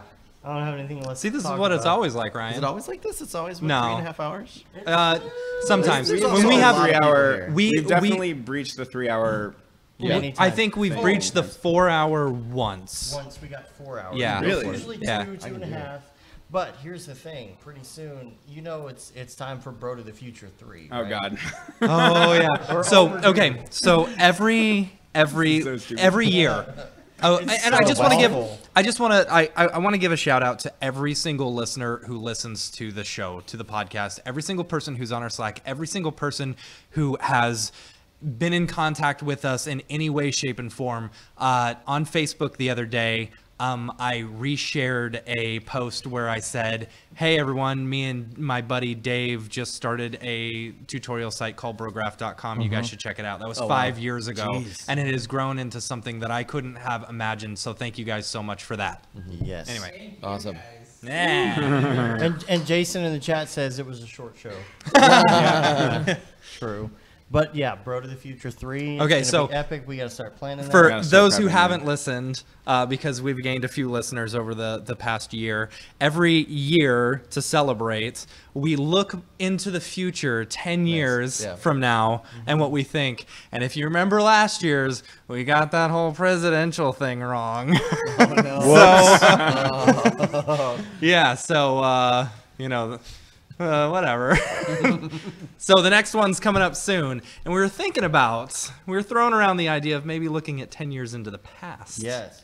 Well, and we were talking about like what it would be like to be in the 80s if we had our technology now. Because that was 10 Something years, like right? that. Yeah, like something like alternate universe. That's a possibility. You never know. So we're throwing it around because this is the third year of the show. That can be fun. So this is episode 150. What, really? 150. Holy smokes. So That's awesome. So much podcasts. I don't remember what the numbers are at this point about like how long you could listen to this show nonstop consecutively? for like 2 months without turning it off. Oh my God. That's how much insane. garbage we vomited out of our face holes. Yeah. So thank you so much for listening to our mouth words for so long. Do we have anything else we want to add before we get out of here? Because it's getting late and we're, we got a some big more day drinking tomorrow, to too. do, and we got half-res to go to. And Yep. we got some bacon pancakes to make tomorrow. I am making breakfast for Bacon everyone. pancakes. So y'all two sleeping on the couch, just be ready. I'm gonna be clanging stuff around tomorrow. Yeah. Anything else? All right. You can send us an email, brograph@brograph.com. We're going to get out of here. You can rate us on iTunes, leave a review. You can also subscribe to our newsletter or subscribe to our show on your podcatcher of choice because it helps get our ratings up. We'd love that. Also, you can say you've been there, done that, got the t-shirt with the No Brograph, No Mograph tee, the Gate and Simone limited edition shirt, and the Paul Babb, Feel the Babb 2020 shirt. All the profits from that go to the Doctors Without Borders, the Render Things shirt and hoodie. Yes. I believe that there is a secret shirt floating around somewhere with the Node Commander on it. You can find that somewhere. There's some other ones. There's an Octane Jesus shirt. There's a Beeple shirt. There's some other stuff going on. If you want a Raid Zero shirt, just hit me up. I'll give you the There link. you go. Yeah, sporting it. Yeah. On stream. And, of course, we're on Facebook, Twitter, Instagram, and, of course, YouTube, Brograph.com. Anything else? Anything else? Do you do that from memory? That's amazing. I mean, I kind of glance over at it, but, you know. I know. But Yeah. still. I think we're going to get out of here, but I'd just like to thank everybody for being here. Yeah. Sarah smashed that like button. Casey says, you're all legends. Thanks for taking my productivity away for the day. Wish I was there. It was fun hanging. Billy says, night all. Can't wait to catch my flight. Oh, man. And we're going to go have some fun at Half Res. You don't know me. You don't know me. Know me. Do what I want. And we're going to get out of here. So, and Ri-Fi, thanks, Ri-Fi. We love you. Awesome. And we're going to get out of here. Until next week, I'm Dave. And I'm Matt. And you're all you peoples? Use guys. Guys. Not just use, because, you know, just like y'all. And until next week, have a good one. Later, bros. Peace. And scene.